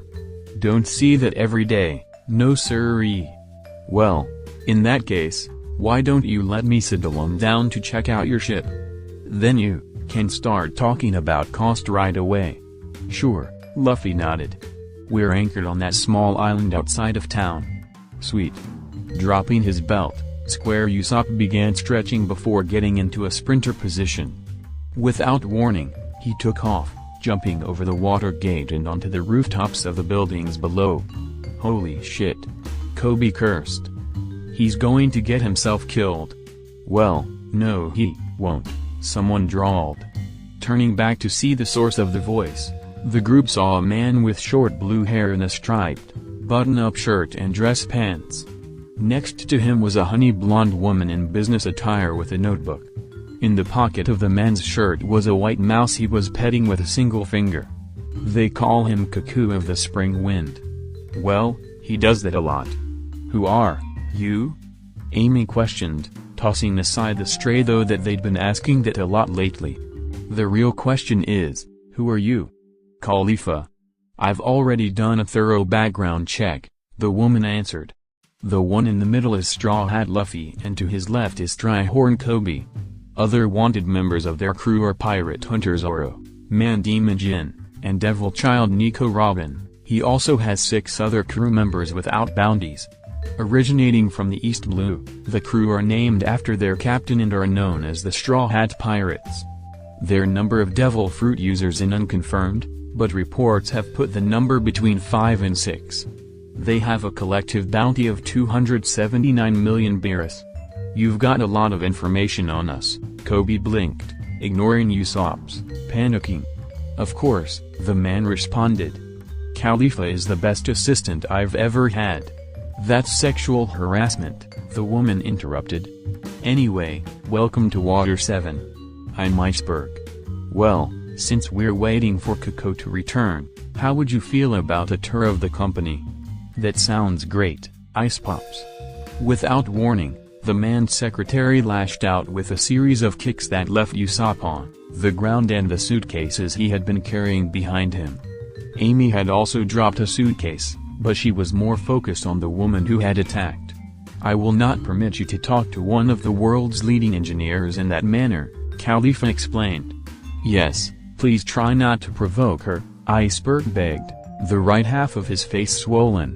When she kicks out in anger, her aim sucks. Oh, Ice Pops, Luffy added, handing the man their reference letter. We have a letter for you from this old woman at a train station. Well, it's from Kokoro. The man nodded before he began tearing up the letter. Anyway, shall we get started? Wait, where's the money? Usopp screamed.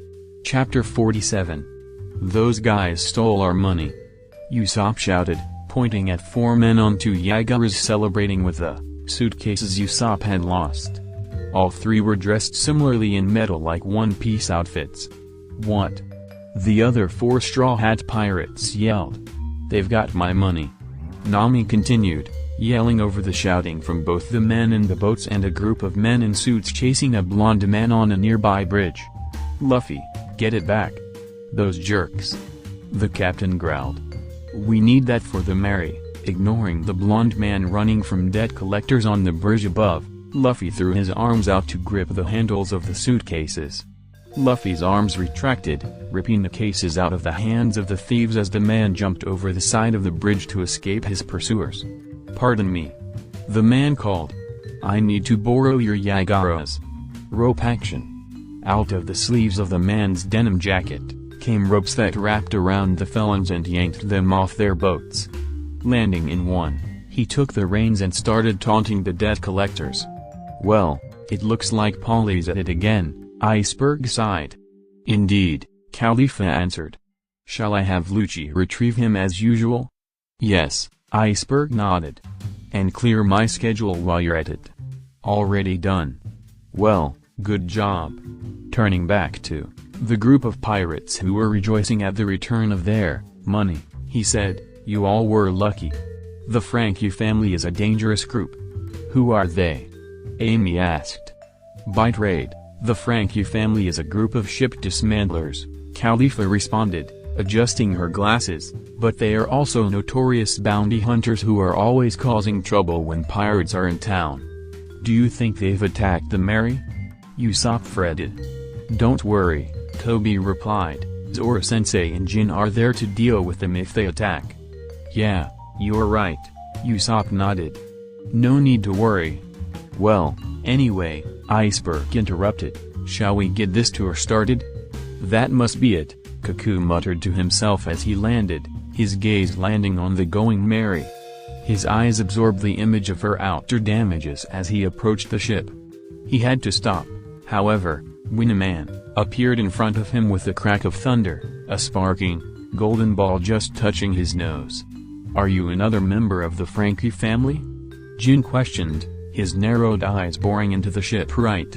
Oh golly, no, Kaku answered, his hands in the air. I'm from Galley Law. Your captain sent me down to inspect your ship. Prove it, Jin ordered.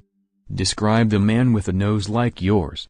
Curly black hair and brown overalls? Slowly, Jin lowered his weapons and replaced his headband. Sorry about that. The pirate apologized as the rubber turned him fully human again.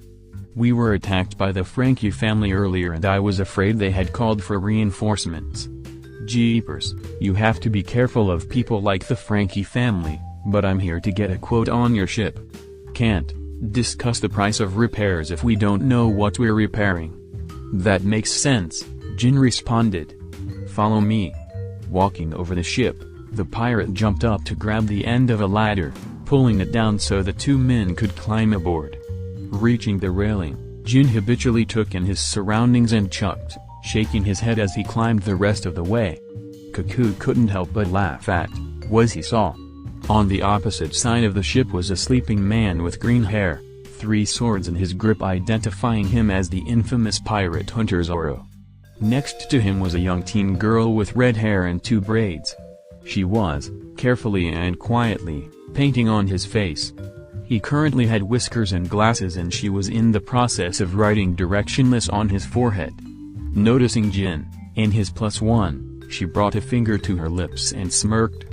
Don't mind Grace, Jin waved off, introducing the girl.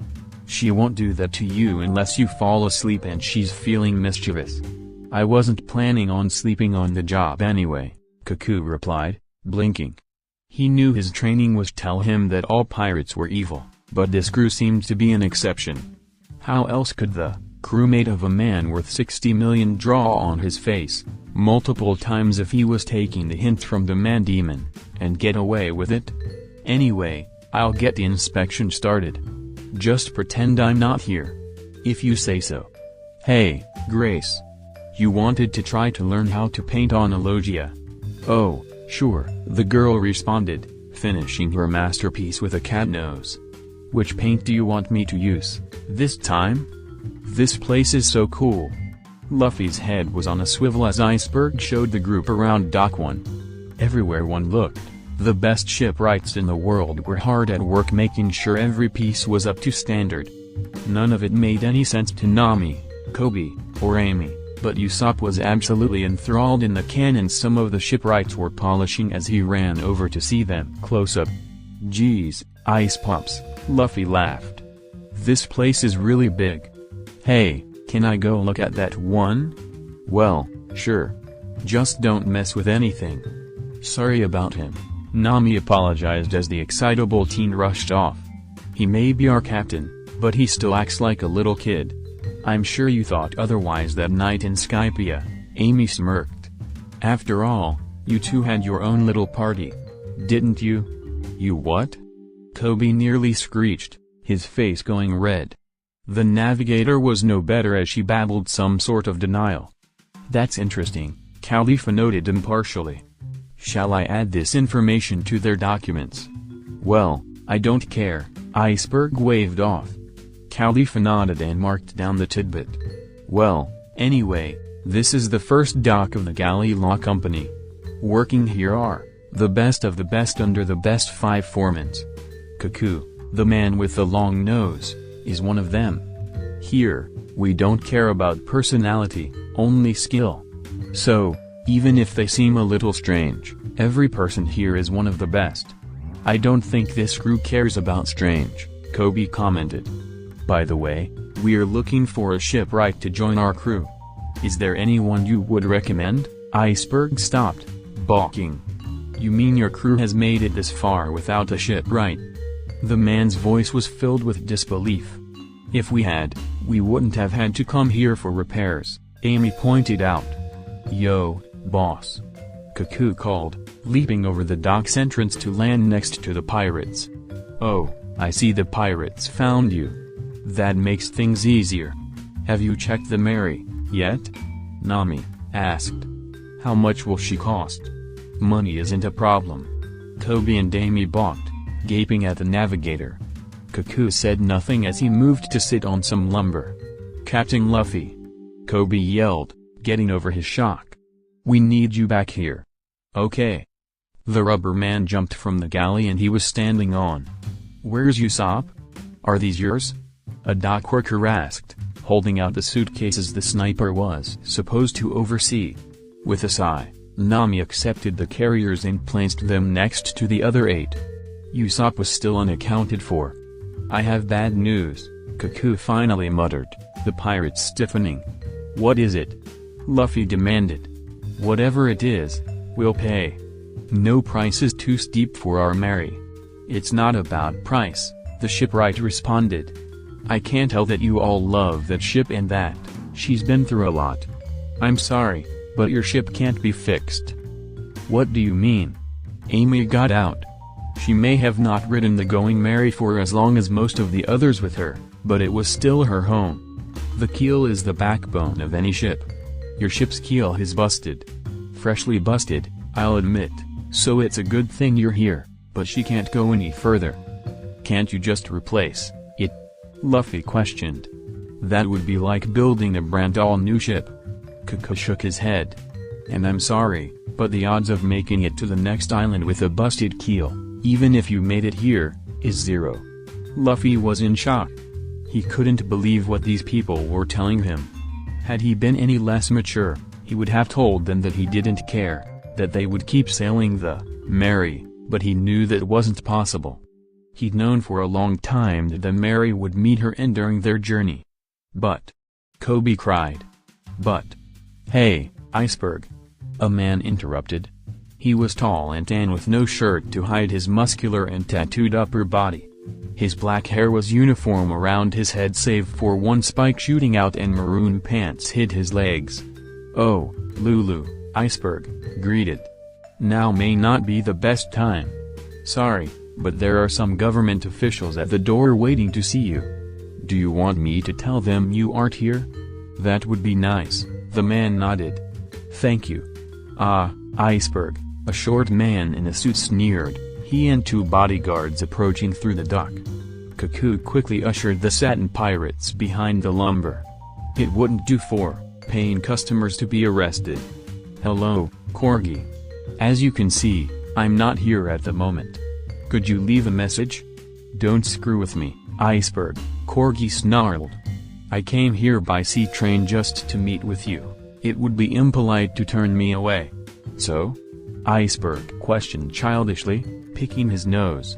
I don't like you. We have things to discuss, Iceberg, the government official spat, losing his patience. Come on. Hey, Nami? Luffy asked as Iceberg and his secretary were all but dragged away. I think we have a problem. What is it now? The girl snapped quietly. These suitcases are really light. What do you mean, really light? Coby chose to bypass talking and opened the suitcases that were supposed to be in Usopp's care. They were empty. What? The 4 pirates all but screamed. Some of our money's gone. Yo, Koby, the man Iceberg had called Lulu said, completely ignoring the pirates. What were you doing hanging around the Frankie family earlier? What do you mean? Koby responded. I haven't seen a member of the Frankie family all day. Are you sure? Huh. I thought I saw your long nose earlier. Did you say long nose? Amy questioned. Yeah, Lulu answered. Although I guess hanging out and being dragged away are kinda different. The Frankie family got Usopp, Nami deduced. And 200 million of our beerus. We'll go teach them a lesson, Luffy growled, punching his palm. Let's take this stuff back to the Mary. Then we'll track down those bastards and show them what happens when they mess with us. Chapter 48. Those damn yellow-bellied, long-necked, ugly, little assholes. Nami raged, stomping through the streets of Water 7. Luffy followed several feet behind her, his stretched arm being used as his girlfriend's personal stress ball. Koby and Grace, having abandoned their captain with the fuming navigator, had fled with all four Yagaras the first chance they'd gotten, and, while Luffy was still pissed that they couldn't repair the Mary, he was currently terrified of the orange-haired girl dragging him along. Luffy watched Nami round the corner before them before feeling the tension on his stretched arm go slack. "Nami?" the teen questioned. "What's wrong?" "I found Usopp," the navigator whispered, all anger in her tone lost. Luffy followed her around the turn before freezing in his tracks. The only sign of the sniper was a brown boot sticking out of an alley, but the slight redness on the concrete around him was not a good sign. Neither was the soft wailing emanating from the alleyway. "Usopp?" Luffy asked, stepping toward the entrance of the alley. The sniper's sobbing stopped immediately, becoming replaced with wheezing and gasping. "Luffy?" Usopp questioned quietly. "Luffy. I'm sorry. I'm so sorry." "Usopp, calm down," Luffy ordered. "What happened to you?" There was silence for a moment, Usopp's boot pulling itself into the alley. Slowly, the long-nosed sniper carefully stepped out into the light. Usopp was a wreck.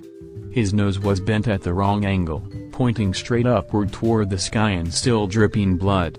His clothing was ruffled at the least, being torn and bloodied everywhere else. He was missing one shoe and both of the lenses from his goggles were gone. The worst part, however, were the tears pouring down from his eyes. "Luffy," Usopp whispered. "I lost it. My part of the money.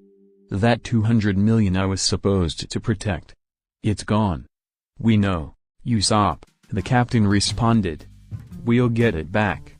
"Beat, Luffy," he whimpered. "Beat." Usopp trailed off, his eyes rolling into the back of his head. The sniper slumped, falling to ground. Luffy dove for him, just barely inserting himself between the unconscious teen and the hard ground.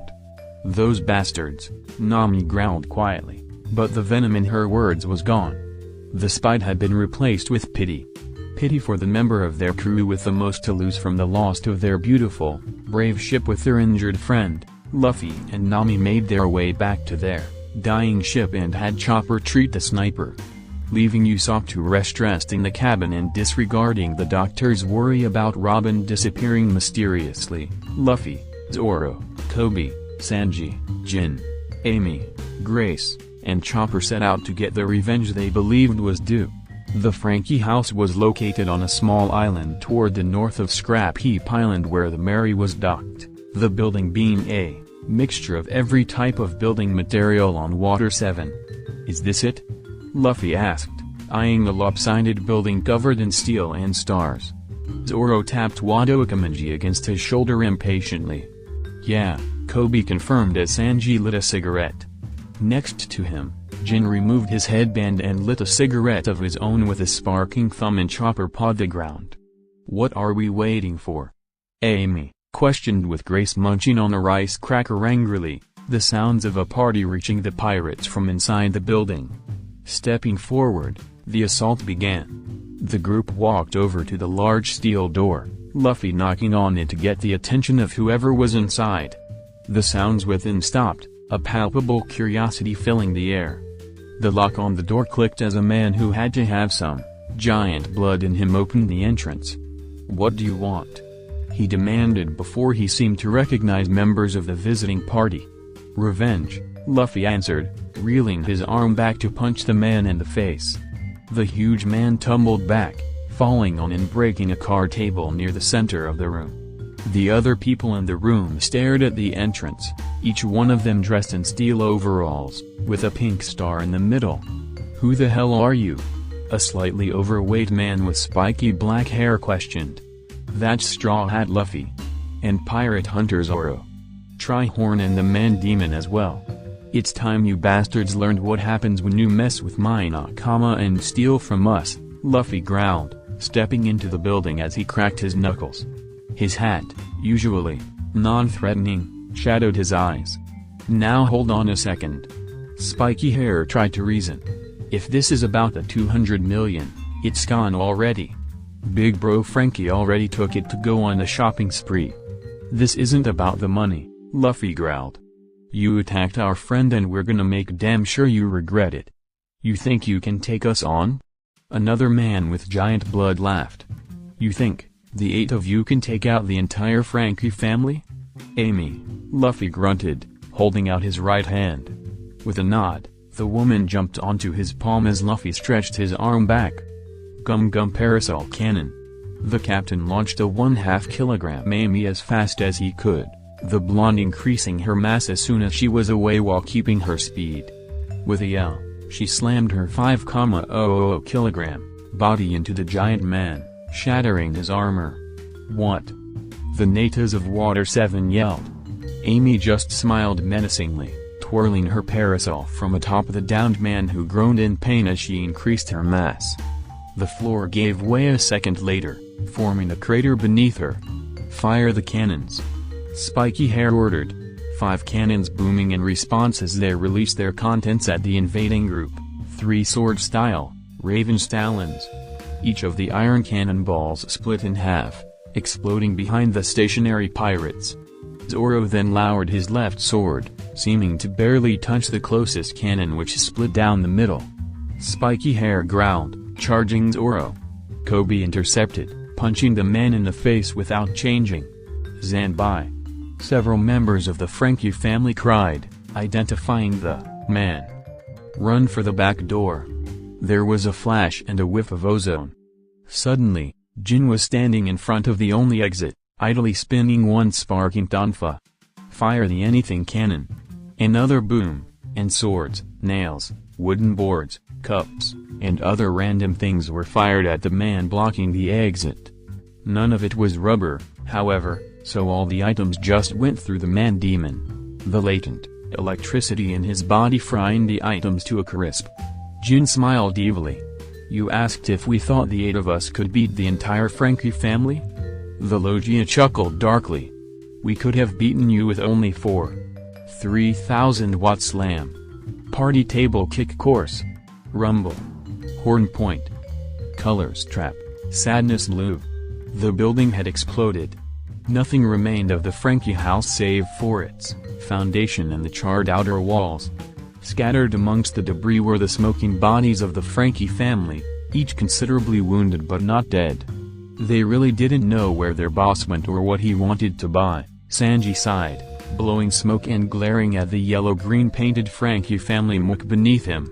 Jin leaned against the rubble next to the chef, a cigarette between his own fully human lips. Amy sighed next to him, idly tossing the grunt she'd been grilling for information over the wall behind them.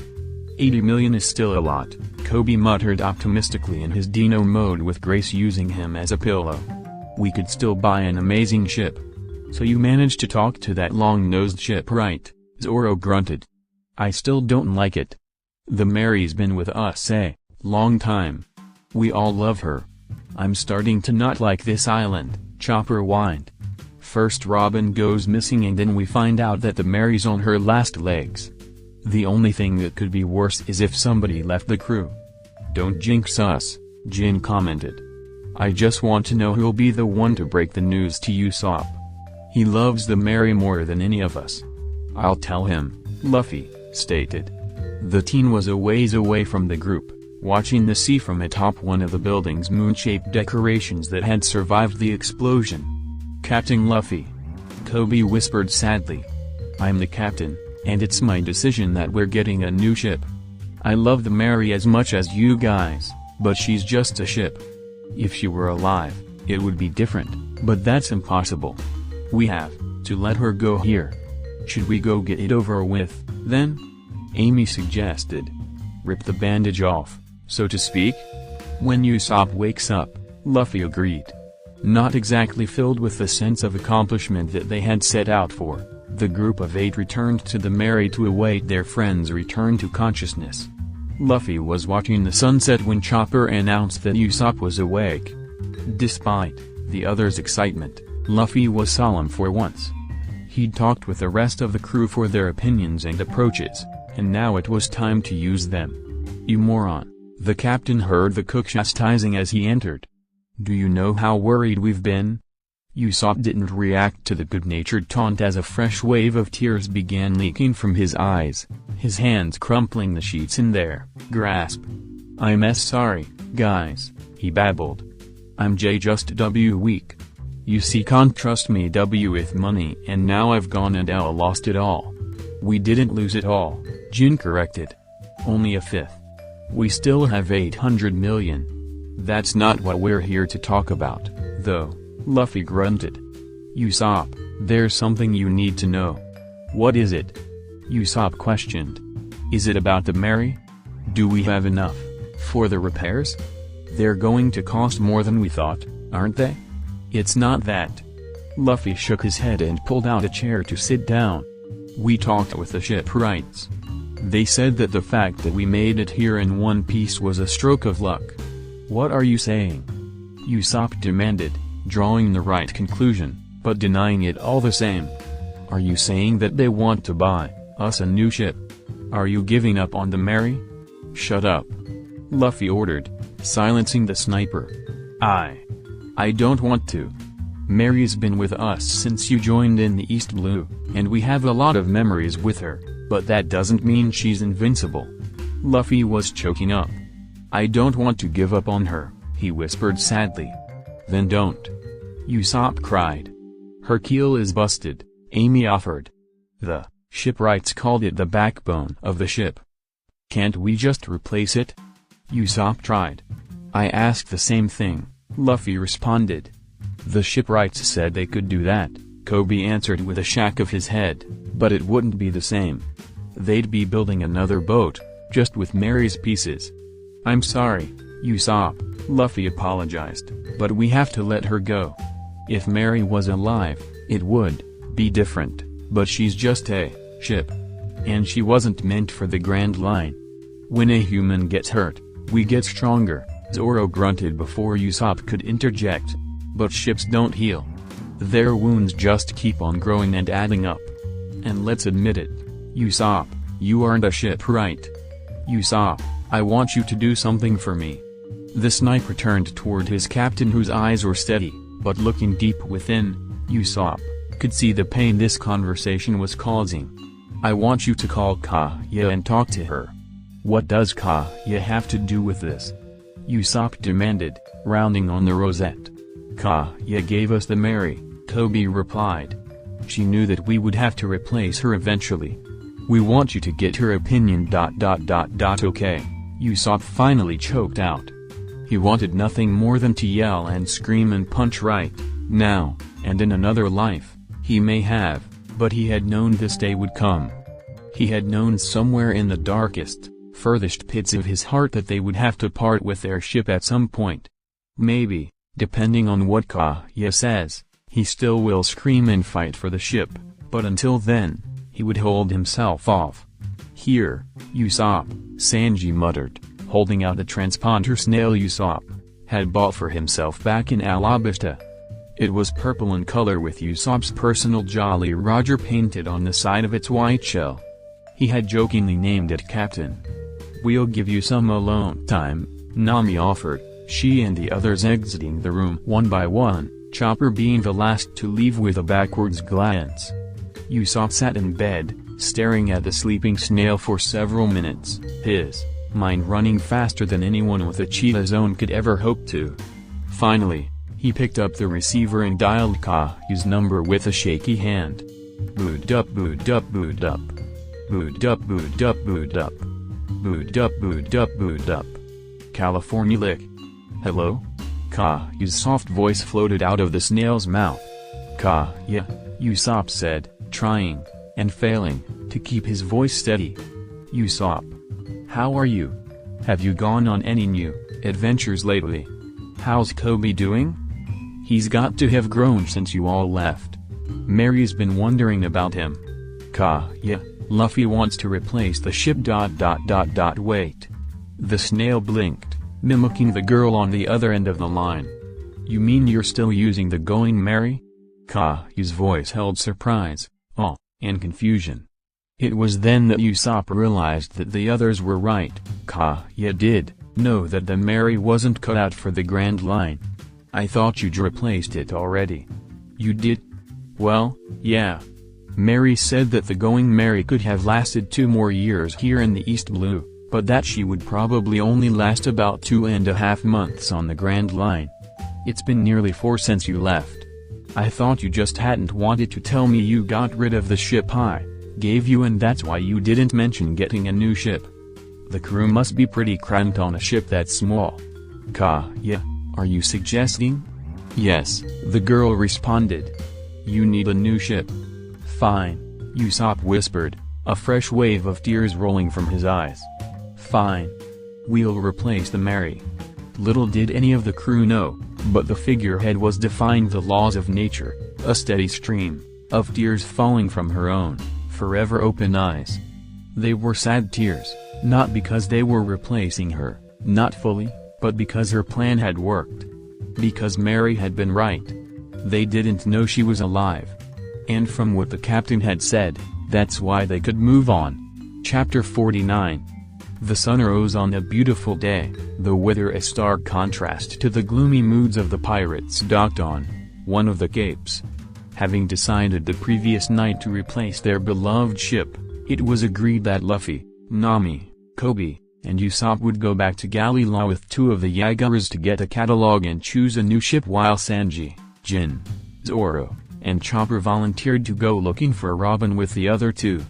Amy and Grace had opted to stay on the Merry in case the Frankie family got any funny ideas. The people of Water 7 were more active than the last day, nearly every person staring at a newspaper in their hands. Something big had happened last night, and it was shaking the city.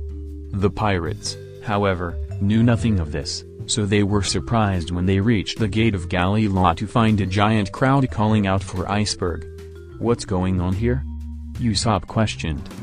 Excuse me, Nami asked, tapping a man on the shoulder. What's going on? Why is there such a big crowd? Are you not from around here? The man responded, to which Nami shook her head. Somebody shot Mayor Iceberg last night. Ice Pops was shot? Luffy demanded. Yeah. The man scowled. I bet it was the Frankie family. Those bastards are always causing trouble, but now they've taken it too far. I doubt it was them, Koby thought aloud. We really did a number on them last night. I doubt they'd be able to move until sometime today. You guys did what? The man gasped. Nothing, Nami tried to wave off. Anyway, Nami was cut off as war drums began to thump around the area. On the top of a bridge, 3 silhouettes stood behind it and screamed. In a panic, people began to flee. Did I hear someone say, my name? A masculine voice asked through what sounded like a loudspeaker. No. Go away. We don't want you here. You're the one who shot Iceberg, aren't you? Rather than respond, the screen was tossed away, revealing a tall man and 2 women. The women were obviously sisters, as they looked similar save for their clothing and hair. The one on the left had curly hair in the shape of a square, rather than straight hair in the shape of a square. The man in the center wore nothing but an open, Hawaiian-style shirt to reveal his abs and a speedo. His forearms were much larger than the rest of his appendages, in a way reminiscent of the old Popeye comics of the West Blue, but with a blue star tattooed on each forearm instead of an anchor. The man's metal nose sparkled in the sunlight, and his light blue pompadour seemed to defy gravity and run down into 2 sideburns that framed his 3-pronged chin. I'm Water 7's #1 super guy. The face of the underworld, and you know why. The man with the plan, the power and fame. That's why everybody knows my name. Wow. Striking a pose with his forearms pressed together to form 1 star out of 2 halves, the man finished his intro. I'm Frankie. With his declaration, the crowd began to run, both on foot and by Yagura. Lifting his sunglasses, Frankie yelled, "Show yourself, Straw Hat. I know you're down there. Realizing that the most feared man in Water 7 wasn't there for them seemed to freeze the populace in place, stopping to see what would come of this. I'm Straw Hat. Luffy yelled, standing up on their yagri so the man could see. You're the one in charge of the guys that beat up Usopp and stole our money. And you're the one in charge of the guys who wrecked my house. Franky retorted. You shouldn't have done that. Then you shouldn't have provoked us. If this is about the money we stole, I spent it all. You aren't getting it back. I don't care about the money. Luffy shouted. This is about your guys, attacking my friends. I don't care if we started it. You guys are pirates, so what are you going to do? Call the government for help? I'm just gonna kick your ass. I'd like to see you try. Franky laughed. The man began sucking in air, causing his chest to expand. As if snapped back to the present, the crowd began to flee once more. Fresh fire. As the name implied, a giant fireball shot toward the Straw Hats rented Yagaras from the man's mouth, the Yagaras quickly swimming away. The fire crashed into the water where the boats toting fish had been just before. What the hell? Nami and Usopp screamed, the water behind them steaming. Devil fruit? Koby theorized. As if in response, Franky dove off the bridge and into the water, disproving the Rosette's theory. Swim. He ordered the bulls. The Yagaras took off toward the sidewalk just in time to avoid the man as he launched himself out of the water where the rented transportation had been. Knowing that it was him the man wanted, Luffy jumped upward to separate himself from his crew members. Strong right. Franky yelled, punching forward with his right arm. Much to the shock of the pirates, his fist and half of his forearm separated from the rest of his arm. The fist, connected by a chain, slammed into Luffy's gut and shoved him into Dock 1's gate. Retracting his arm, Franky left the pirate stuck in the doors for gravity to slowly pull him downward. What are you? Usopp demanded, his slingshot drained on the self-proclaimed face of the underworld. Me? Franky questioned, pulling his arm off to show the chain. I'm just a guy with a few extra parts. A cyborg, you might say. At that moment, Luffy fell, hitting the sidewalk with a thud. Nami ran to him, heedless of the robot man she passed. Luffy. She fretted, dropping next to him. Carefully, the captain removed his hat from his head and dropped it on Nami's, a sure sign that he thought the fight was going to get ugly. Standing up, Luffy gently pushed his lover back before punching the cyborg in the face. Despite the pain from hitting the man's metal nose, the rubber man felt the satisfying crunch of his opponent's sunglasses breaking as the cyborg was launched back into the water. You're tougher than you look, Straw Hat, Franky conceded, wiping a drop of blood from the side of his mouth as surfaced, but I'm tougher. Jumping out of the water, the cyborg threw his right fist forward again, this time hitting Luffy with enough force to shove him through Dock 1's doors. Luffy rolled head over heels before flipping onto his feet and skidding to a stop as Franky sauntered into the shipyard. Kiwi, Mazu, the bounty hunter grunted, not removing his eyes from his opponent. Stay back. This is going to get messy. Guys, Luffy growled, cracking his knuckles, this is my fight. Stay out of it. If nothing else, you've got pride, the cyborg admitted. Pellets left. Shifting his left forearm up, Franky revealed 4 holes in his arm which began releasing a steady stream of exploding projectiles. Luffy jumped away, avoiding the explosions that happened where he'd been standing. Gum Gum Whip. Twisting around, the pirate sent his right foot out to catch the cyborg in the side. Though the partially metal man caught the leg, it still had enough momentum to shove him into a pile of lumber. Retracting his leg, Luffy used the man's hold to his advantage to strike with a Gum Gum battle axe. Weapons left. Just as Luffy struck the cyborg's head, Franky's open left arm fired a small bazooka that blew up in the pirate's face, rocketing him backwards into the side of a half-finished boat. Big bro. The girls, Kiwi and Mazu, called. Luffy. The other pirates yelled. If you weren't my enemy, "I'd say that it's really cool that you're a cyborg," the pirate captain stated, climbing out of the wreckage, his face covered in soot. "You're pretty strong yourself," Frankie complimented. "No one has stood up to a direct hit from my weapons left before."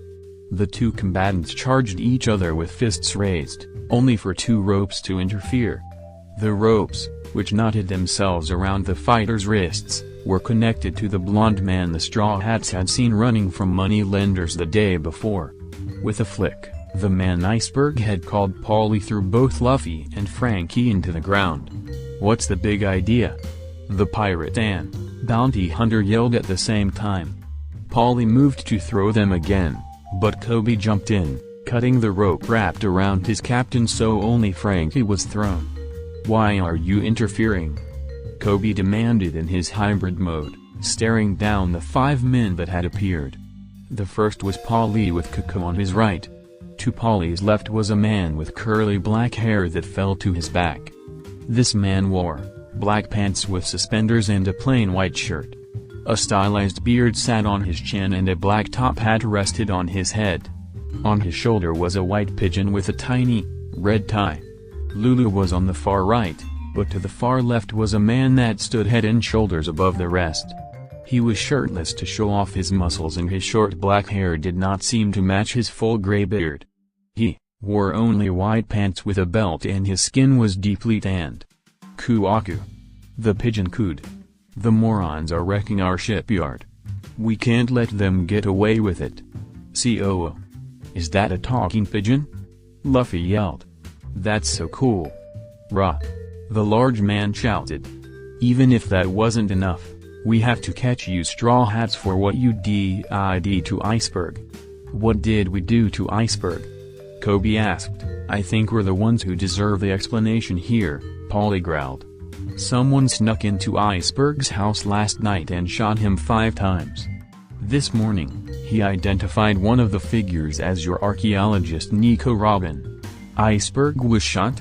Frankie gasped. "That's news to me. I can't believe he survived getting shot 5 times." "It wasn't us," Luffy denied. "We were busy last night taking out the Frankie house before returning to our ship. Robin went missing yesterday," Koby muttered to himself. "Was it really her?" "Why?" "I don't care for your excuses," Paulie growled, shooting a rope that Koby deflected with a swing of a sword. "You attacked my boss. And when you make an enemy of Iceberg, you make an enemy out of Galley Law and all of Water 7. Your wanted posters say dead or alive," Cuckoo said as he threw screwdrivers at the wanted members of the Straw Hat crew. Koby batted away the ones aimed for him while Luffy dove to the side. "Hold on." Koby tried to reason. "I'll admit that the shipyard wasn't the best place to fight, but we didn't have a choice when Frankie attacked us. And if you knew Robin like we do, you'd know she wouldn't do something like that of her own free will. She's been missing since yesterday. We don't care." The giant man yelled, punching Koby in the chest to catapult him into the wall Cuckoo had managed to pin Luffy to. "Luffy!" Nami and Usopp yelled. Unfortunately, that ticked off the crowd who noticed them and quickly restrained them. "You two are members of their crew, aren't you?" a man in the crowd demanded. "They are." A woman answered. "That girl is wearing his hat. Get your hands off her," Luffy ordered, tearing his shirt off as he pulled away from the wall. He was a second too late as Lulu blasted the wall with a hand cannon. The area around the wanted pirates was engulfed in smoke. "Luffy!" Nami and Usopp yelled. "Koby!" As interesting as this is, Frankie laughed, Kiwi and Mazu behind him as he snapped a pipe between his forearms. "I'm the one who challenged Straw Hat. You Galley Law guys are in my way." The pipe began sucking in air and compressing it, causing the cyborg's forearms to expand. Coup d'event. With a burst of air unlike anything any of the pirates had seen, the air cannon shot all 5 of the Dock 1 foremen into the remains of the ship in progress, destroying what was left. The backlash ricocheted, knocking citizens into the water. Luffy made use of the distraction, running out of the lingering smoke and making a beeline toward his friends. "Koby!" he called over his shoulder, the Rosette in his Dino mode tromping along behind him. Grab Usopp and find a place to warn the others. Nami and I are going to talk to Iceberg. Aye, Captain, the Triceratops answered. The two split up. Luffy grabbed his girlfriend around the waist and told her to hold on before rocketing to the roofs of some warehouses. Koby, at the same time, scooped up Usopp and took a left as the angry mob returned to chase them. Even though Koby was faster, the mob continued to grow as more and more people learned of what was happening. Turn up here! Usopp yelled over the crowd. Koby did so, entering a small alley. The sniper jumped off, opened the lid of a dumpster, and ordered the Rosette inside. With no time to lose, the Rosette jumped in and changed back to human form, Usopp following just as the crowd thundered past the entrance. Why did it have to be a dumpster? Koby questioned unhappily, various foodstuffs in different stages of being eaten sticking to his clothes.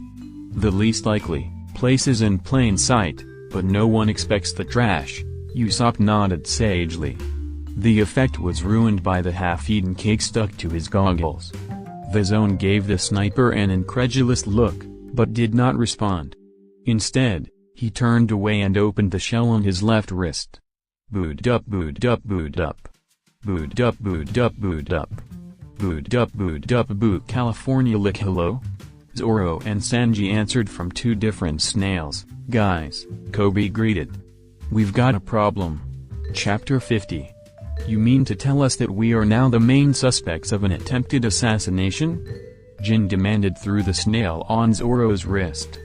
Neither Sanji or Chopper said anything from their end as Koby confirmed that, yes, that was what he'd said. Damn it, Zoro cursed over the snail phone. And this big storm incoming tonight, Sanji added, everyone is blocking their houses and evacuating. Apparently, it's an annual thing. Just what we needed, Usopp whined. More problems. I know, right? Hey, Chopper. Where are you going? Through the snail came the sounds of Sanji running and Chopper falling down a flight of stairs. Chopper. You okay? Chopper? There was a gasp. Robin. Chopper cried, the snails transmitting his voice mirroring his tears. I don't know if something I did upset you, but I'm sorry. Please come back. We have to get back to the ship, Robin, Sanji insisted, the running call on his wrist forgotten. There seemed to be no answer, but there was the sound of Sanji catching something. I apologize for dropping the blame of such a heavy crime on you all, Robin's voice said through the snail. While you may be innocent, my part in the papers was true. I'm leaving the crew, so take the Den back to Luffy and forget about me. We will never see each other again. As a final warning, things are only going to get worse, so you should run while you can. Goodbye. Robin. Sanji and Chopper cried. They received no answer as she walked away. Damn it, Chopper, Jin cursed from his side of the snail call. You jinxed us. Somebody left the crew. Everyone, Koby sputtered, trying to hold back his tears. Should we head back to the Mary? Yes, Zoro grunted in a flat tone with no emotion whatsoever. As first mate, I'm ordering everyone to get back to the Going Mary. We'll wait for Luffy there. Right. So that's what happened, Koby finished after telling Grace and Amy about the happenings of the day. I know I'd heard stories about her while in Baroque works, Amy muttered, but I didn't think they were true. Either way, Zoro grunted, we need to figure out what we're going to do next. Leaving isn't an option since they said Mary couldn't make it to the next island. Robin said things are going to get worse, Nami jumped in. That must mean there's something planned for tonight, and I'd bet my tangerines it's going to have something to do with Iceberg. So what, Donna? Jin questioned. Are we going to stake out Iceberg's house waiting for Robin and whoever is blackmailing her to show up? Do we know she's being blackmailed? Usopp asked. Ice Pops said Robin was with a big masked man, Luffy growled, remembering his conversation with the mayor of Water 7 after his fight with Frankie in the shipyard. He must be the one forcing Robin to do all this stuff. So we just have to beat him up and take Robin back. I'll take that as a yes to the stakeout, Sanji sighed. I hope you guys don't mind. But I'm going to try something a little different. You can handle it without me, right? Of course we can, Zoro snarked. We can handle everything, without you. Love cook. You wanna say that to my face, Marimo? I'll say it to your stupid eyebrow. Then let's go, Mashhead. Two figures rocketed over the buildings, the first carrying the second. An extended limb latched onto a branch in a tree in front of Galileo's HQ, pulling its owner and their green-haired cargo with it. Another two figures followed seconds afterward, this time jumping from rooftop to rooftop.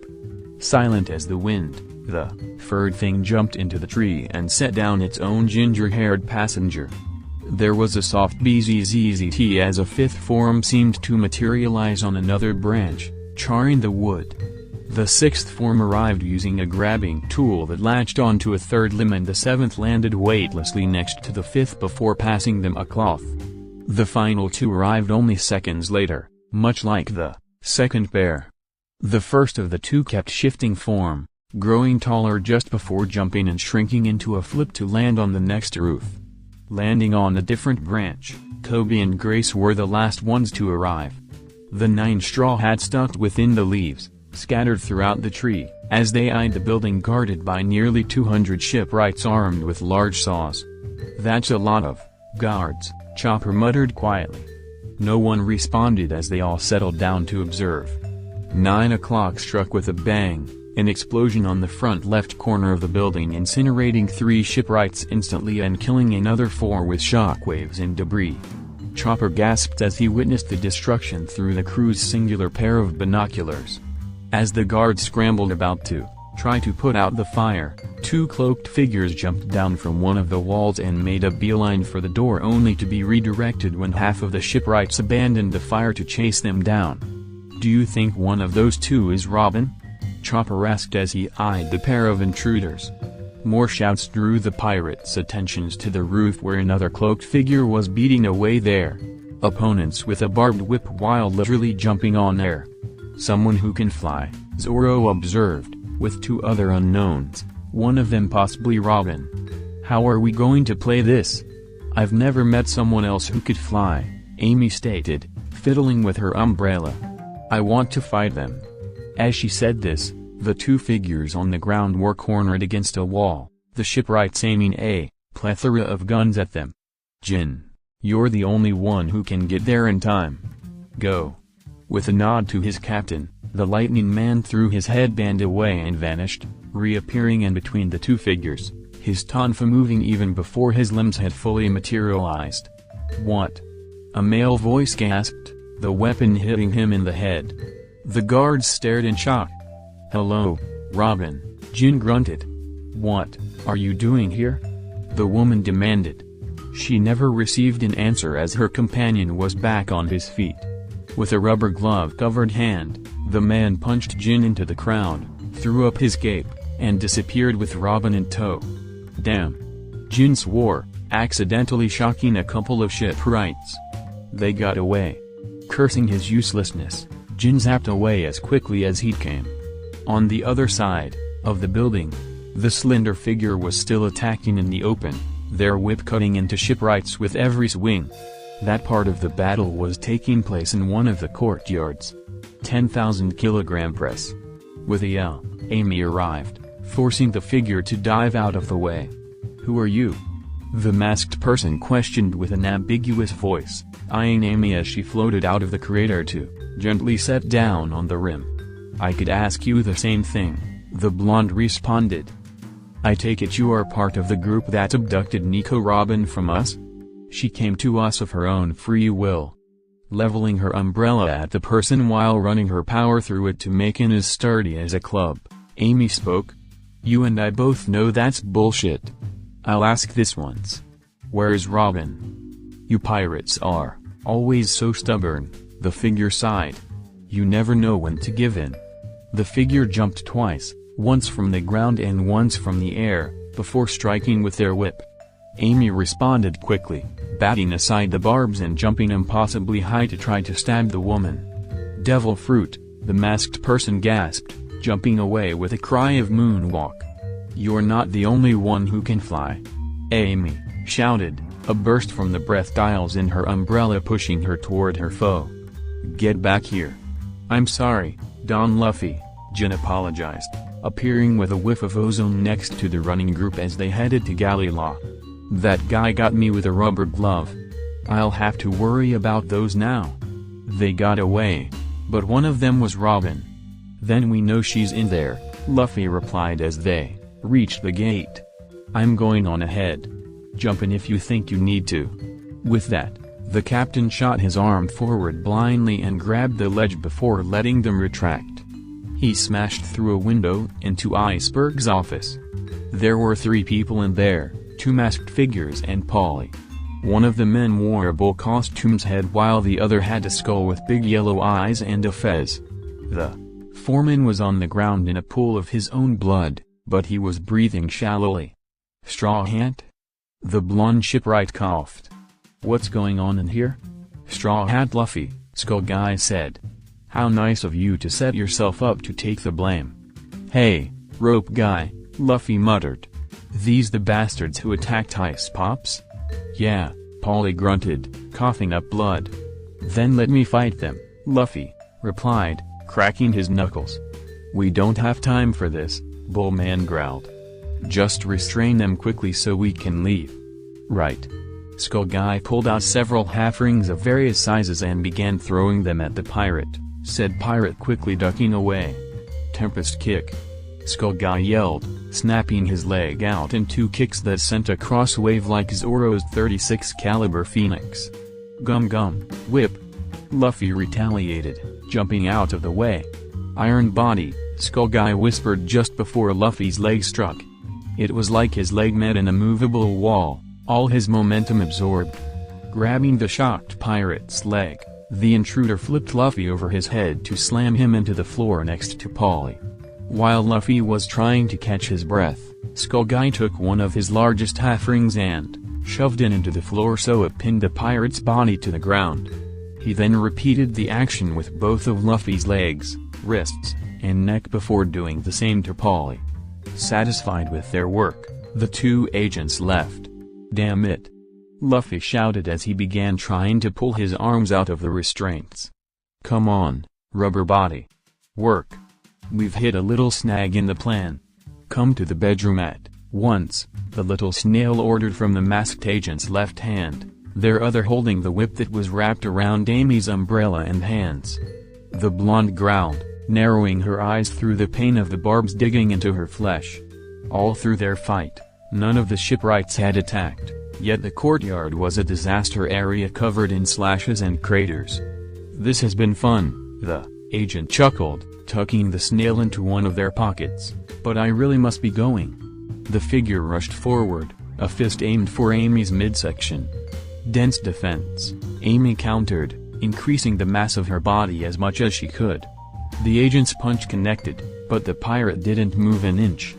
"Impressive," the masked person complimented before they brought their leg up in a perfect split. "That's almost as good as the Iron Body, but it's not good enough."